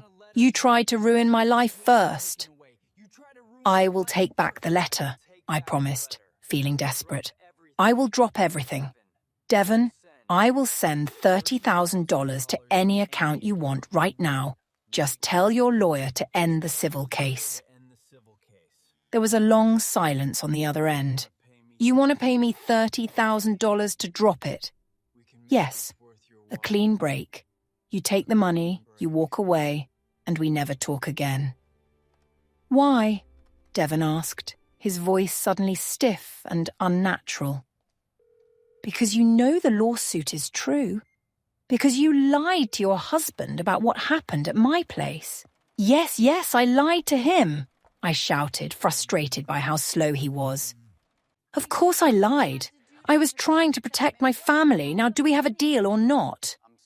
I don't want your money, Pamela, Devon said softly. Then the call ended. Arthur Penhaligon called me at 9 p.m. Nicholas was asleep in the guest room of my temporary apartment. Gordon, Arthur said in a serious voice, I just got a coded email from Lenny Cravasco in California. What is it? I asked. It's an audio recording, Arthur said. Cravasco had his client, Mr. Saunders, put a call recording app on his phone in case your wife tried to call him. She called him from a hidden number an hour ago. She offered him $30,000 to drop the lawsuit, and she admitted to the affair. I closed my eyes and rubbed the bridge of my nose. Can we use this in family court? Gordon, Arthur said softly, offering someone money to drop a lawsuit outside a legal agreement while asking them to hide what they know is a serious crime. Your wife didn't just hurt her chances of custody, she also broke the law, and it's on tape. I wore a simple navy blue jacket and pearl earrings. I needed to look completely steady. Dr. Aris Thorne, the court-appointed custody evaluator, sat across from me in his dull, windowless office. He was a man in his late 50s with cold, hard eyes and showed no feeling at all. For the first 40 minutes, I acted perfectly. I used careful words to show I earned a good income, that I could give Nicholas the best schools, and that I was a loving mother. I described Gordon as distant and less able to support Nicholas, saying he was using the recent public attention to unfairly take my son away from me. Dr. Thorne wrote notes with a silver pen. His face did not change. Mrs. Wells, Dr. Thorne finally said in a dry voice, you said that your steady money situation is a big part of why you can take care of Nicholas. Yes, that's right, I said with a confident smile. I am in the best position to support Nicholas. Dr. Thorne turned a page in his thick folder. Then, Can you tell me why, just 3 days ago, you took all the money from Nicholas's college savings plan? You faced a big tax fee just to get $58,000 in cash. My smile disappeared. I felt my face go hot and my ears buzz. Arthur Penhaligon, the lawyer from the small office, had taken the bank papers and sent them to the evaluator. I needed money for a short time, I said, my voice shaking as my heart beat fast. Gordon blocked all our joint accounts. You used your son's education money to pay your divorce lawyer, Mrs. Wells, Dr. Thorne said, looking over his glasses. Also, my office got an audio file this morning from Mr. Penhaligon. In it, you were heard trying to get someone to change their story about a complaint. That phone was from Devon. He had recorded me. I felt trapped and humiliated, being scolded by this cold official. I lost control. That recording was taken without my permission, I shouted, slamming my hands on his desk. The pen jumped, but Dr. Thorne stayed calm. He just watched me closely. You are unfair, I yelled, leaning over the desk, my face red with anger. You, Gordon, and that useless lawyer are all working together to take my son from me. I am his mother. I make the money. Gordon is nothing. I stood there, breathing hard, filled with rage. Dr. Thorne quietly picked up his pen, looked me in the eye, and wrote a sentence on his pad. He didn't need to speak. I had just shown exactly what he thought of my state of mind. Evelyn Sterling poured herself a glass of bourbon from a crystal bottle on her shelf. She didn't offer me any. Dr. Thorne will suggest that Gordon gets full care and legal rights for Nicholas, Evelyn said flatly as she sat down heavily in her leather chair. Arthur outsmarted us. With the bank trouble, the college fund issue, the audio recording, and your outburst in Dr. Thorne's office, you are in bad shape for family court. There must be something we can do, I begged, feeling trapped. I can't lose to him, Evelyn. I can't let someone like Gordon take my son and my house. Evelyn looked at her glass for a long time. Then she looked up, her eyes hard and without any kindness. There is one last chance, she said quietly. Family courts care most about safety above all else. If one parent is seen as a danger to the other, Thorne's usual process is skipped for the moment. We file an emergency restraining order for domestic violence. I blinked, confused. A restraining order? But Gordon hasn't threatened me. You don't have to be hurt, Pamela, Evelyn said quietly, leaning closer. We write a statement. We say that before you left for California, Gordon lost control, that he blocked the doors, threw things, that you were scared of him, and that's why you ran to Santa Cruz. We say he took Nicholas to punish you. A cold sweat ran down my neck. I knew Gordon. He was calm and steady. In 12 years of marriage, he never hurt me. That's lying, I whispered. It's survival, Evelyn said sharply. If you sign, a judge will give the order today. Gordon can't go to the house or near you. Most important, he loses temporary custody of Nicholas right away. It forces Arthur to act like he's being pushed. Do you want to win, Pamela, or lose everything? My wish to beat Gordon, to wipe away the shame of these last weeks, grew stronger than my doubts. I took the pen and signed the full statement. The factory was very loud. I was near the loading docks, checking a delivery of steel coils with my supervisor when the big doors opened.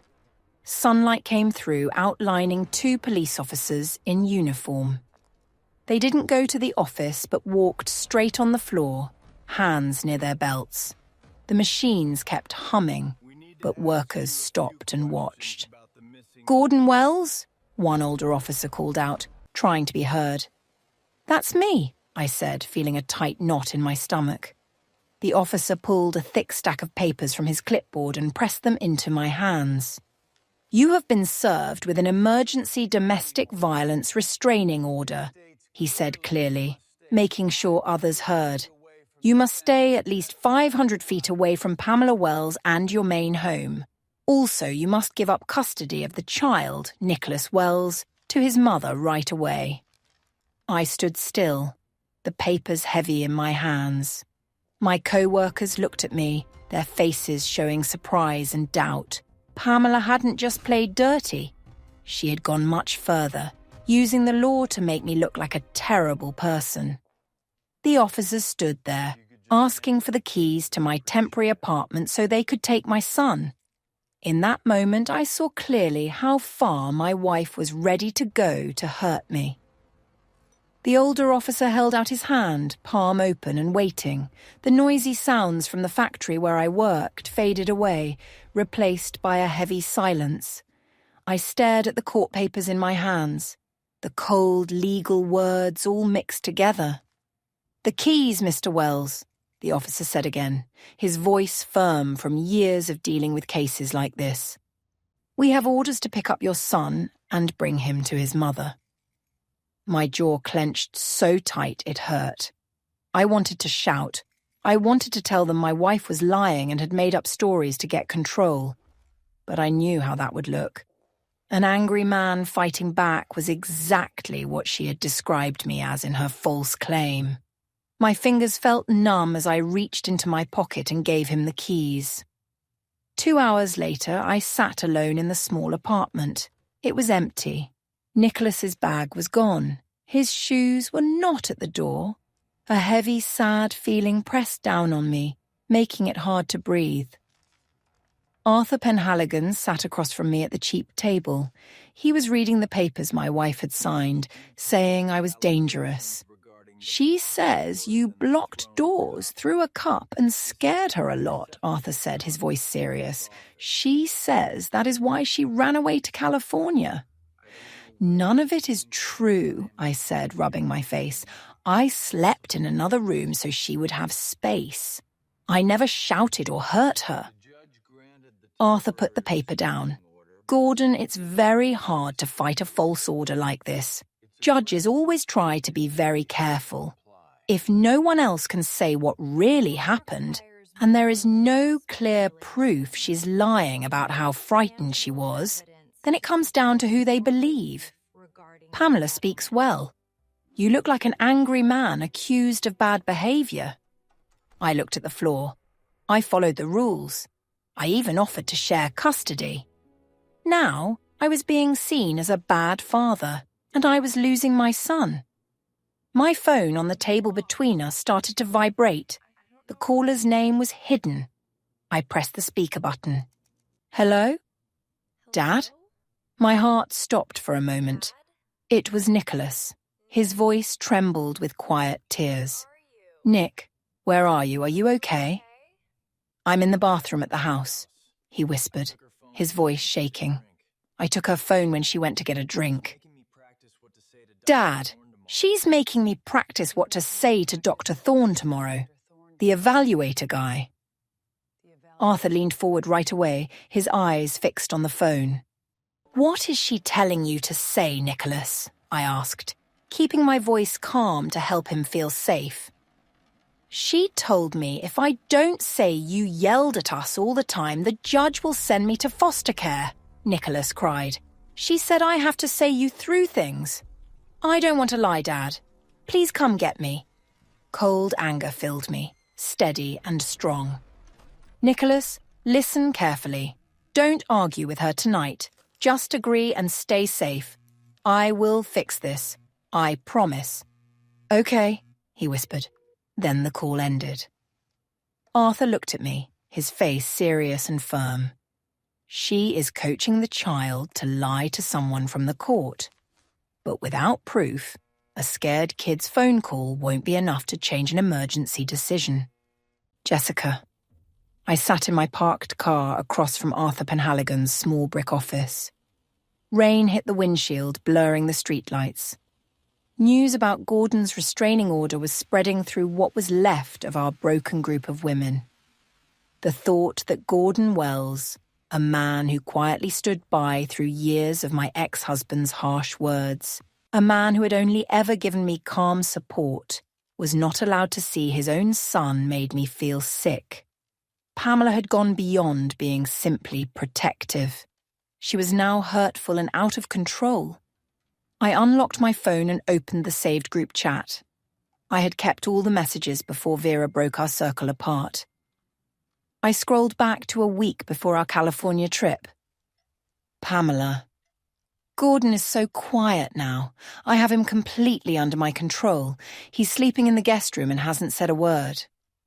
Gloria. You are so tough, girl. Have fun at the beach. Pamela. I will. I need a break from how boring he is. I stared at the bright screen. There was no sign of worry in her words, no fear, just cruel boredom and pride. If I went to Arthur and showed him these messages, it would break my cover. The others would know I was the one who told. Pamela would surely attack me back, digging into my life and divorce to hurt me. But then I thought of Nicholas, a 10-year-old boy taken from his father by police because of a false statement. Staying quiet, just watching a good man get hurt, was no better than helping to hurt him myself. I started the car, drove into the small parking lot and walked through the rain to Arthur's door. Arthur sat at his messy desk when I came in. He looked up, surprise showing on his face. "Ms. Jessica," Arthur said as he stood up. "Gordon told me about your part in the first video, but he wanted to keep you out of the case." "Gordon was trying to keep me safe," I said, my voice steady even though my hands were shaking. I walked over to his desk and placed my unlocked phone right on his legal papers. He can't protect me anymore. Pamela filed a false restraining order. She said she was scared of him before the trip. I have 2 years of group chats on this phone showing she started the whole problem because she was bored. Gordon never scared her. She lied in court. Arthur picked up the phone. He looked through the messages, his eyes opening wide as he saw how bold Pamela had been. "This shows careful planning and bad intentions," Arthur whispered, looking back at me. "If I use this as proof, your name will come up in court. Pamela will know what you did." "I don't care," I said, crossing my arms. "Let's destroy her story." Arthur nodded sharply. "I will ask the court tomorrow morning to cancel the restraining order using this clear proof that she lied." The walls of my carefully built world were starting to crack. My suspension from work was supposed to be short, but the HR investigation was taking a long time. I met Gloria one last time in a plain parking lot outside a strip mall. She wouldn't meet inside. She looked worse than before. Her nice clothes were wrinkled and her eyes moved nervously. "Arthur Penhaligon filed an emergency request this morning," I said, my voice tight. "He says he has new proof that I lied on the restraining order papers. Evelyn says we have a hearing tomorrow." "I don't care about your papers," Gloria snapped, sounding cold. "My husband's lawyers gave me a divorce offer today. It leaves me nearly empty, Pamela. I need money to fight him. You owe me." "I told you I'm out of money. Nicholas's college fund went to Evelyn and Gordon froze my bank accounts." Gloria looked at me with empty eyes. "Then we have nothing more to say." She turned and walked fast toward her car. "What are you doing?" I asked, catching up. "Protecting myself," she called back, opening the car door. "I just filed a claim against you for what happened at the coffee shop." "You sued me?" I gasped. "And I included proof to show your strange, mean behavior," Gloria said, her smile sharp and desperate. "I attached the video of you and the lifeguard." "What?" I shouted, rushing toward her car. "That's revenge. It's against the law." "It's proof for a civil case about assault," Gloria said, closing her door and locking it.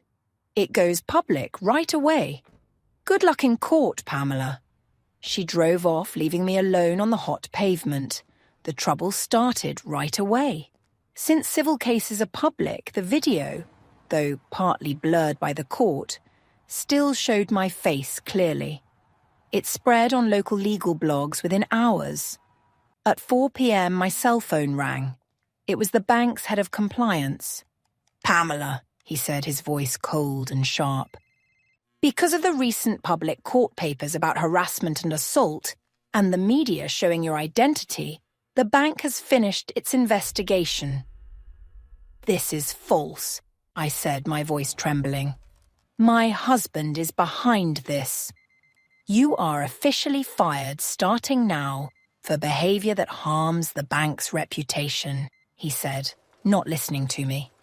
"Your last paycheck will be sent to you. Do not contact us again." I dropped the phone. The job I had used to protect myself, the money that gave me power over Gordon, was gone. The courtroom had dark wood walls and smelled faintly of polish and nervousness. I sat with Arthur Penhaligon at the defendant's table. Across the room, Pamela sat stiffly beside Evelyn Sterling. Pamela looked tired and worn down. Losing her job and the growing scandals had broken her usual strong appearance. The judge, a strict woman in her 60s, looked down at us. "We are here for the hearing about the emergency domestic violence restraining order filed by Pamela Wells. You may begin." Evelyn Sterling stood up.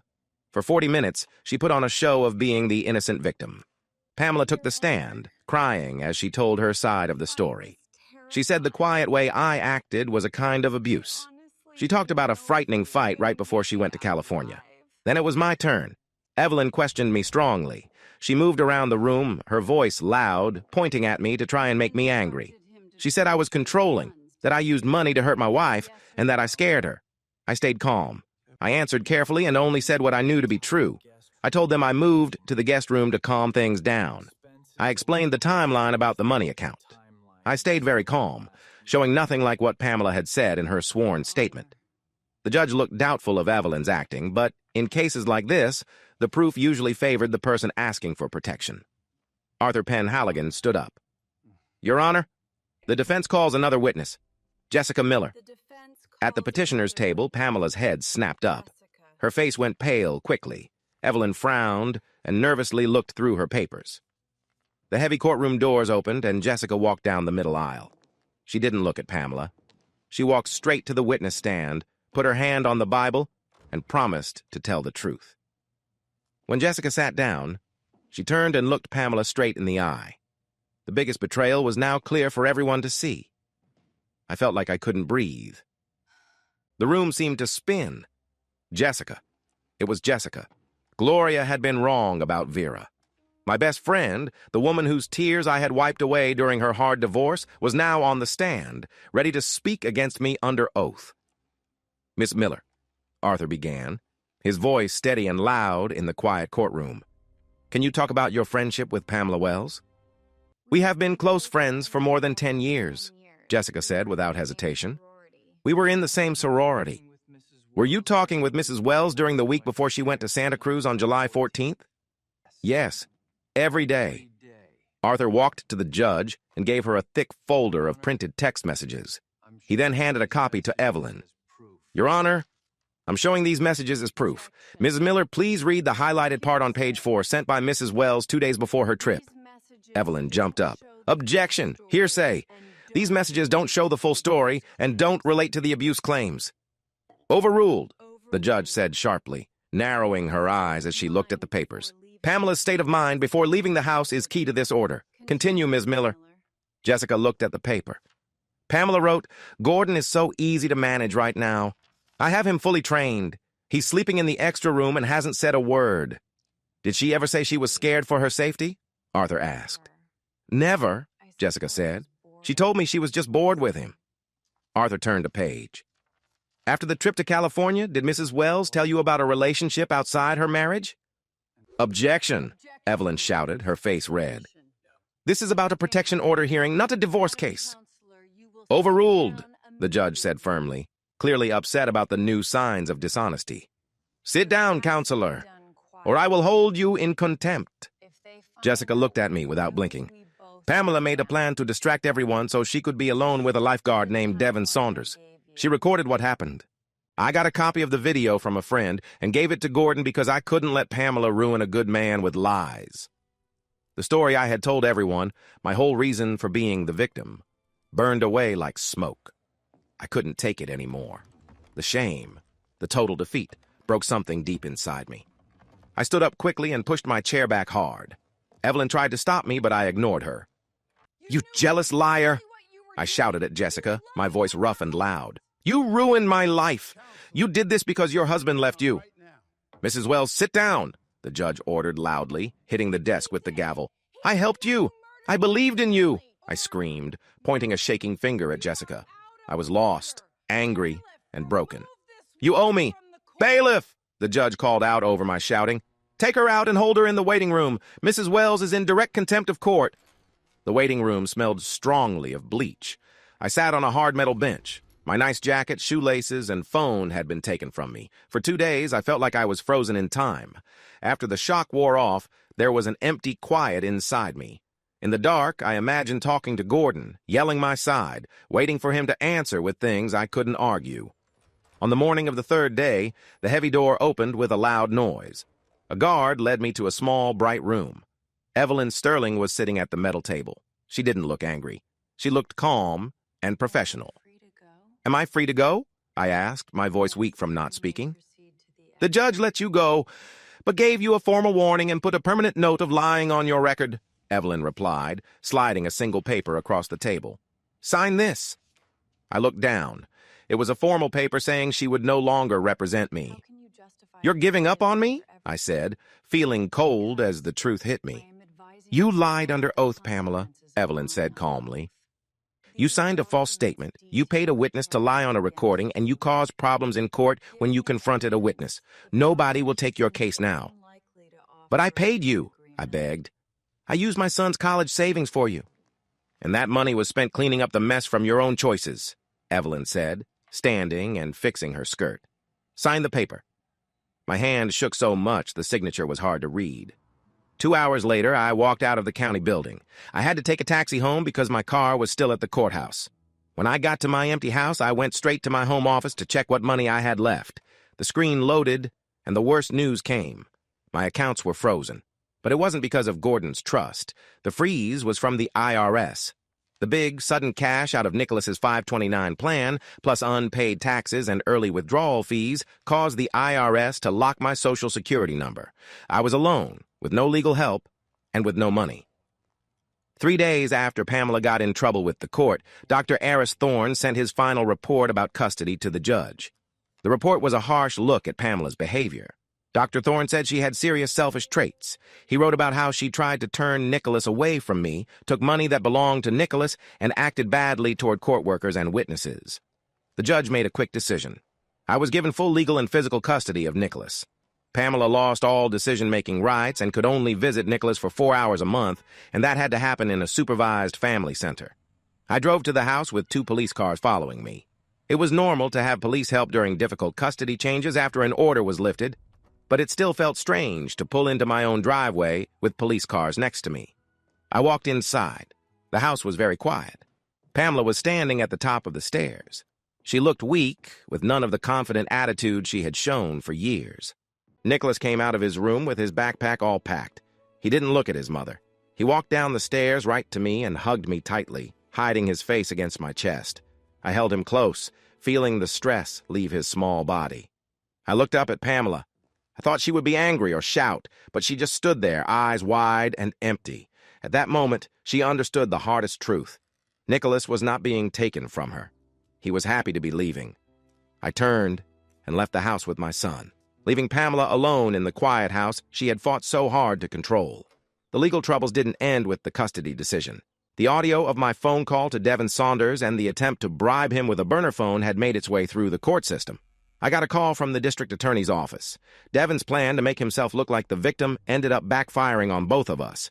Because Devin had joined in the talk about money and tried to make me say I had an affair on tape to gain an advantage, the DA charged him with extortion. I was charged with messing with a witness and trying to bribe. I stood in a crowded, dull courtroom in California with only a cheap public defender I could barely afford to meet. Devin was there too, scared and no longer full of his usual confidence. We both took deals to avoid jail time, which meant paying heavy fines and having criminal records for life. The magical night in Santa Cruz that I had clung to as my excuse was ruined forever. Devin was not a hero. I was not a romantic figure. We were just two worried, guilty people in front of a judge. I went back to my house in Greensboro, which I now had to sell because I had to split the money with Gordon. I checked my mail and found a thick envelope from my mortgage company. Without my big bank salary and with my money frozen by the IRS, I had missed 2 payments. It was an official warning that they planned to take my house. I sat down on the floor near the door, letting the paper drop from my hands. Gloria's advice echoed in my head. Tell him I'm broke. I had built a plan to ruin my husband, but I had ended up caught in it myself. The truth about my new life hit me hard and fast. I spent 3 weeks applying for jobs at every big bank within 50 miles. With my experience, I thought I would at least get called in for an interview, but I only got automatic rejections. The banking world was small. Being fired for my behavior and having a criminal record meant I was blacklisted forever. I was desperate. I needed money fast to deal with the IRS problems and find a cheap place to live before the house sold. I took a job as a manager at a low-level loan company in a run-down strip mall, stuffed between a liquor store and a pawn shop. The lights flickered, and the air smelled a little like old smoke and sadness. It was a terrible step down from the nice office I had just months ago. One Tuesday afternoon, while I was working behind a glass window and helping a customer with a loan, the doorbell rang. I looked up. Sarah walked in, carrying a fancy purse and looking very out of place in this poor setting. She was one of the sorority friends whose marriage fell apart after Vera shared the group chat messages. Our eyes met. I froze, my hand stopping over the keyboard. Sarah looked around, at the glass, the cheap uniform I had to wear, and the sad feeling of the place. For a long moment, she just stared, looking over my complete failure. Then Sarah smiled in a way that showed she was very pleased. She said nothing. She simply turned and walked out the door. The doorbell rang softly behind her. The feeling of shame was total. It was a heavy hit to my pride, showing me I was no longer better than anyone else. I was at the very bottom. The last meeting to finish the divorce happened in Arthur Penhaligon's small office. It was very different from the heated meeting earlier when Pamela tried to hurt me with her words. Pamela came alone, speaking for herself. She looked smaller now, her fancy clothes replaced by a plain, cheaper suit. I sat across from her. I did not feel anger. The fire that had kept me going during the restraining order hearing had died out and was replaced with calm. I had my son, and that was what mattered most. Arthur slid the final papers across the table. The terms are fair and equal, Mrs. Wells, Arthur said. But since you took money from the child's college savings without permission, and because Mr. Wells spent money on court fees fighting a false restraining order, the numbers have been changed. Pamela looked down at the papers. I was following the law exactly as it was written. We split the house's value evenly. But from Pamela's half, she had to give me back half of the money taken from the college fund and half of my wasted legal costs. In the end, Pamela was left with almost nothing. Also, because I had full custody, I kept the main home to keep Nicholas's life steady. Pamela had to move out in 30 days. The control she once had was now gone, reversed by law. She picked up the pen and signed the papers. Her hand shook a little, but she didn't cry. She pushed the papers back across the table. "It's done," she said quietly. I signed my part. I looked at her, trying to find the woman I had married 12 years ago. She wasn't there. I felt no anger now, but no love either. Only deep sadness for what she had done to herself. I stood, buttoned my jacket, and without a word, I left the room. The heavy wooden door closed with a soft click. Gordon's footsteps slowly disappeared down the carpeted hallway, leaving complete heavy silence behind. He had just walked away. There was no last argument, no look of regret, no big dramatic ending. He simply looked at me with quiet sadness and left. Arthur Penhaligon pushed up his thin glasses and began sorting the tall piles of papers on his desk. He did not give a kind smile. "We are finished here, Mrs. Wells," Arthur said, his voice flat and cold. "Remember, you have 30 days to leave the main house." I looked down at my empty, shaking hands. The ashes were divided, and it was over. I stood up, my legs heavy like stone, and stepped out into the bright afternoon sun. I got into my old rusty car and drove to the small rundown strip mall where I now worked. The bell above the payday loan shop jingled as I went inside. The flickering lights made the worn floor look sick and dull. I sat behind the thick glass, staring blankly at the computer screen. My mind was spinning, trying to find a way to save even a little bit of my broken pride. The memory of Sarah's smile, full of quiet triumph, still hurt deep inside. I needed something to go my way. I needed to show I was still in charge. I glanced at the clock on my screen. It was 2 p.m. Today was my first visit with Nicholas, and it was supervised. Panic and nervous energy built up inside me. I couldn't go in empty-handed. I had to show my son I could still give him things his father couldn't. Things that would make him remember I was important. I left work early and drove to a fancy electronics store. I grabbed the newest, most costly gaming system, 3 extra controllers, and a pile of games. At the checkout, my hands shook as I swiped a high-interest credit card I had gotten just a week before. The purchase went through, maxing out the card. The heavy bags felt like a mistake since I could hardly afford it, but I didn't care. When Nicholas saw the gifts, he would know who still held the power in our family. The county family centre was a plain, grey building that smelled strongly of bleach and reheated food. I sat at a small plastic table in the visit room, my hands resting on the bright gift box. 4 hours a month. That was all the right I had to be with my own son. The heavy metal door opened, and Nicholas walked in with a court social worker standing quietly by the wall with a clipboard. My son looked taller now. He wore a new jacket and had neatly cut hair. He didn't run to me or smile. He walked slowly to the other side of the table and sat down, keeping careful space between us. "Hi, sweetie," I said, my voice barely steady as I pushed the wrapped box toward him. "I missed you a lot. I got you something. I know you've been wanting this." Nicholas looked at the box, then met my eyes. His eyes looked just like Gordon's, clear and calm.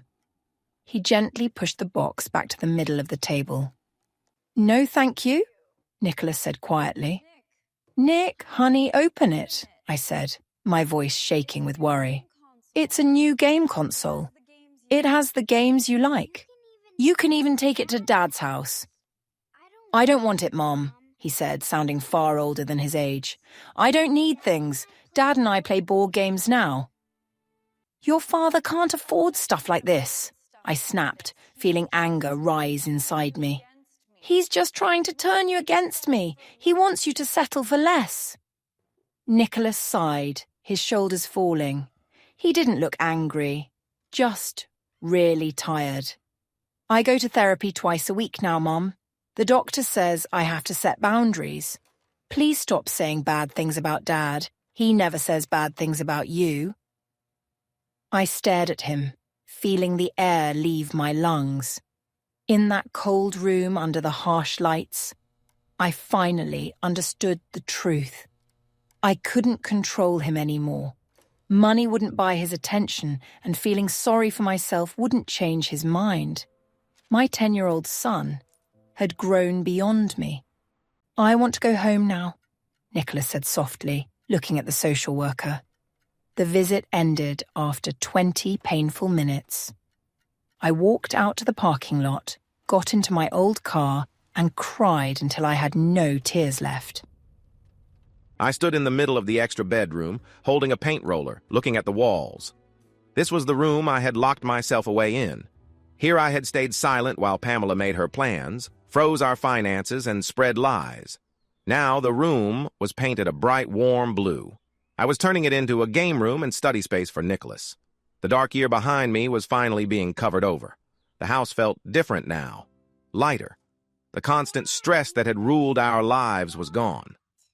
"Dad, you missed a spot," Nicholas said, pointing to a corner near the floor, his finger covered in blue paint. Good catch, buddy, I smiled, painting over the missing spot. We were rebuilding our life, bit by bit. I focused only on work and my son.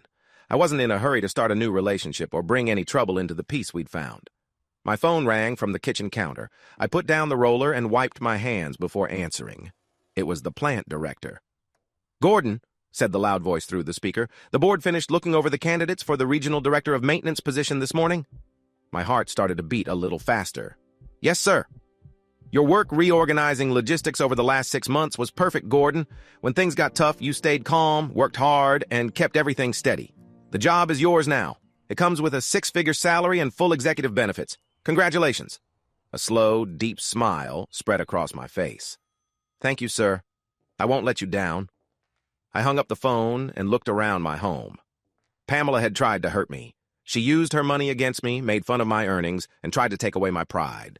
But I did not fight back with anger or bad plans. I fought with facts, hard work, and steady strength. And I won. That Saturday, I held a small BBQ in the backyard to celebrate the promotion. The grill was smoking, the afternoon sun was warm, and Nicholas laughed loudly as he played fetch with a neighbor's dog near the fence. Jessica stood beside me by the grill, holding a paper plate. She looked better, freed from the heavy stress of her own divorce and the bad drama we both had been through. She was there only as a close family friend, the kind of bond made strong by surviving Pamela's attacks together. "You fixed up the house really well, Gordon," Jessica said, smiling as she watched Nick throw a tennis ball across the grass. "It feels like a real home now." "We built it back together," I said, turning the hot dogs on the grill. "It took a long time to find peace again, but we got there." "It's peaceful," she said quietly. "It is," I said, nodding. I looked up at the clear blue sky and listened to my son laugh. It was so different from the yelling, fear, and legal fights from the year before. For the first time in a long time, I took a deep breath of the Carolina air and felt only calm. I had made it through the storm, and the damage was finally gone. I parked my car across the street from the office park in Winston-Salem and waited. The engine of my car made quiet, uneven sounds, a reminder of my tight budget. I watched the glass doors of the building until 5 p.m., when the workers slowly came out into the grey, light rain. Jessica came out holding a black umbrella and walking quickly toward her SUV. I opened my car door and walked across the wet pavement. I wasn't going to let her just leave and be happy after what had happened to me. I needed her to admit it. I needed closure on my own terms. My anger needed someone to blame. "Jessica," I called, stepping right in front of her. She stopped and gripped her umbrella tighter. She didn't look afraid. She didn't look angry. She just looked very tired. "Pamela, you shouldn't be here." "I just wanted to see the hypocrite face to face," I said, crossing my arms to keep warm in the rain. "I wanted to look you in the eye and hear you say it. You were jealous of me." Jessica frowned a little. "Jealous of what?" "Of my marriage, of my success," I shouted, my anger showing. "Michael made you feel bad about yourself, so you couldn't stand to see me happy. You hurt my life because you wanted Gordon for yourself. Admit it." I waited for her to argue back. I expected her to yell and defend herself so I could feel right, but Jessica just looked at me sadly. Rain hit the umbrella she held over her head with soft sounds. "I don't want Gordon, Pamela," she said quietly. "And you weren't happy. You were proud and unkind. I protected you during your divorce," I said, my voice breaking. "You used my divorce to feel better than me," Jessica said gently. "I didn't ruin your life, Pamela. I only helped Gordon see what you were doing in secret. You ruined your own life." She stepped past me, unlocked her SUV, and got in. The engine started quietly and she drove off, her red taillights disappearing in the fog. I stood alone in the empty parking lot as the cold rain soaked my thin blouse. The truth hit me hard, breaking down all my defenses. There was no big plan against me, no jealous enemy. There was only my own pride staring back at me in the puddles on the ground. I walked back to my old car, shivering and feeling completely broken. The apartment complex was small and smelled like old vegetables and damp carpets. The walls were so thin I could hear the couple next door arguing about the TV. I sat at a shaky second-hand kitchen table, staring at some grocery ads and a small calculator. I was trying to plan how to use $40 to buy food for the next week. The difference between that and the expensive dinners I used to have made my chest hurt. I reached for the mail I had taken from the rusty mailbox downstairs. Most of it was junk, but one envelope had the official Department of the Treasury seal. My hands shook as I opened it. It was a final letter from the IRS. Because of the large penalties for taking out money early, unpaid taxes on my college fund, and late fees added on, my total tax debt had grown to $28,000. The letter said they were starting to take 25% of my paychecks right away. I dropped the letter onto the table. I was trapped. I would pay for my pride with every painful dollar for almost 20 years. I couldn't erase my debt to the government by filing for bankruptcy. It felt like a life sentence made of money. I stood up and walked into the small, dark bedroom. I sat on the edge of an old mattress from a thrift store. On the cheap nightstand was a small photo in a frame. It was years old. The picture showed Gordon smiling warmly, his arm around my waist. A much younger Nicholas sat on my shoulders laughing at the camera. We looked happy and strong. I ran my finger over Gordon's smiling face. I had destroyed the best thing that ever happened to me because of a brief moment of bad choices and a need to feel better than others. I pulled my knees close and stared at the photo. The streetlights outside my one window flickered on, filling the small room with darkness. The only sound for miles was the crackling of the campfire. It was the weekend of July 15th, exactly 1 year after the day that ended my marriage. I sat on a heavy wooden log in the middle of the Blue Ridge Mountains. I poked the glowing embers with a stick. Nicholas sat across the fire from me, carefully turning a marshmallow on a metal stick. The mountain air was fresh and smelled of pine and wood smoke. We hadn't gone to a fancy place or spent money on a trip. We didn't need that to be happy. We found joy in the simple moments of just being together. "Dad, look!" Nicholas smiled, pulling the golden marshmallow from the fire. "Not even burned around the sides." "That's perfect, buddy," I laughed, taking a sip of coffee from my thermos.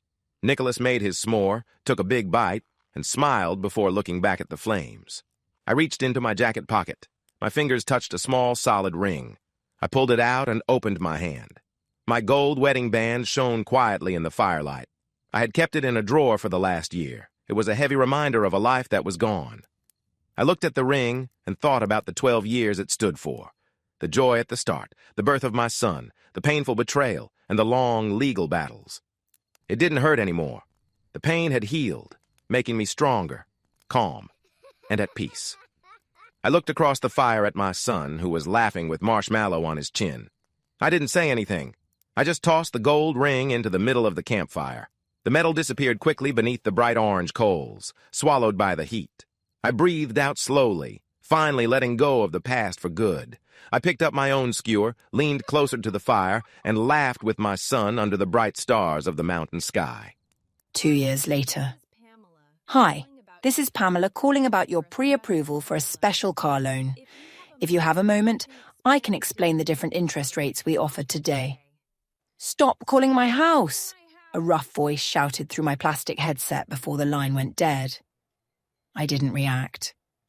I reached out and pressed the disconnect button on my screen, waiting for the automatic system to call the next number. The call center was a huge room with no windows, filled with hundreds of grey office spaces. The steady noise of many salespeople trying to sell bad loans was loud, and I could never fully ignore it. I stared at the blinking cursor on my screen. I sat with my back bent, my shoulders sore from sitting in a cheap chair for 10 hours all day. A younger co-worker, a girl who looked about 22, popped her head over the wall of my cubicle. She was chewing gum loudly and holding a bright energy drink. "Hey, Pamela," she said cheerfully, looking at a small desk calendar on my wall. "Aren't you turning 36 next week? The 15th, right?" I looked up slowly. My eyes moved to the calendar. July 15th, the anniversary, the beach in Santa Cruz, the accident, the private investigator's story, the court, the total loss of everything I cared about. "What are you doing for your birthday?" the girl asked, unaware of the painful memories behind me. "Are you going anywhere nice?" I looked back at my blinking screen. The dialer beeped, meaning another call was connected. "Nothing," I said, my voice empty and without hope or joy. "I don't celebrate anymore." I lowered the headset microphone to my mouth, clicked the flashing green button on the screen, and let the busy noise of the call center take over me once again. If Pamela's story kept you interested, please subscribe for more stories about choices and consequences. What did you think of Jessica's choice to speak out about her best friend? Would you have done the same? Thank you for watching.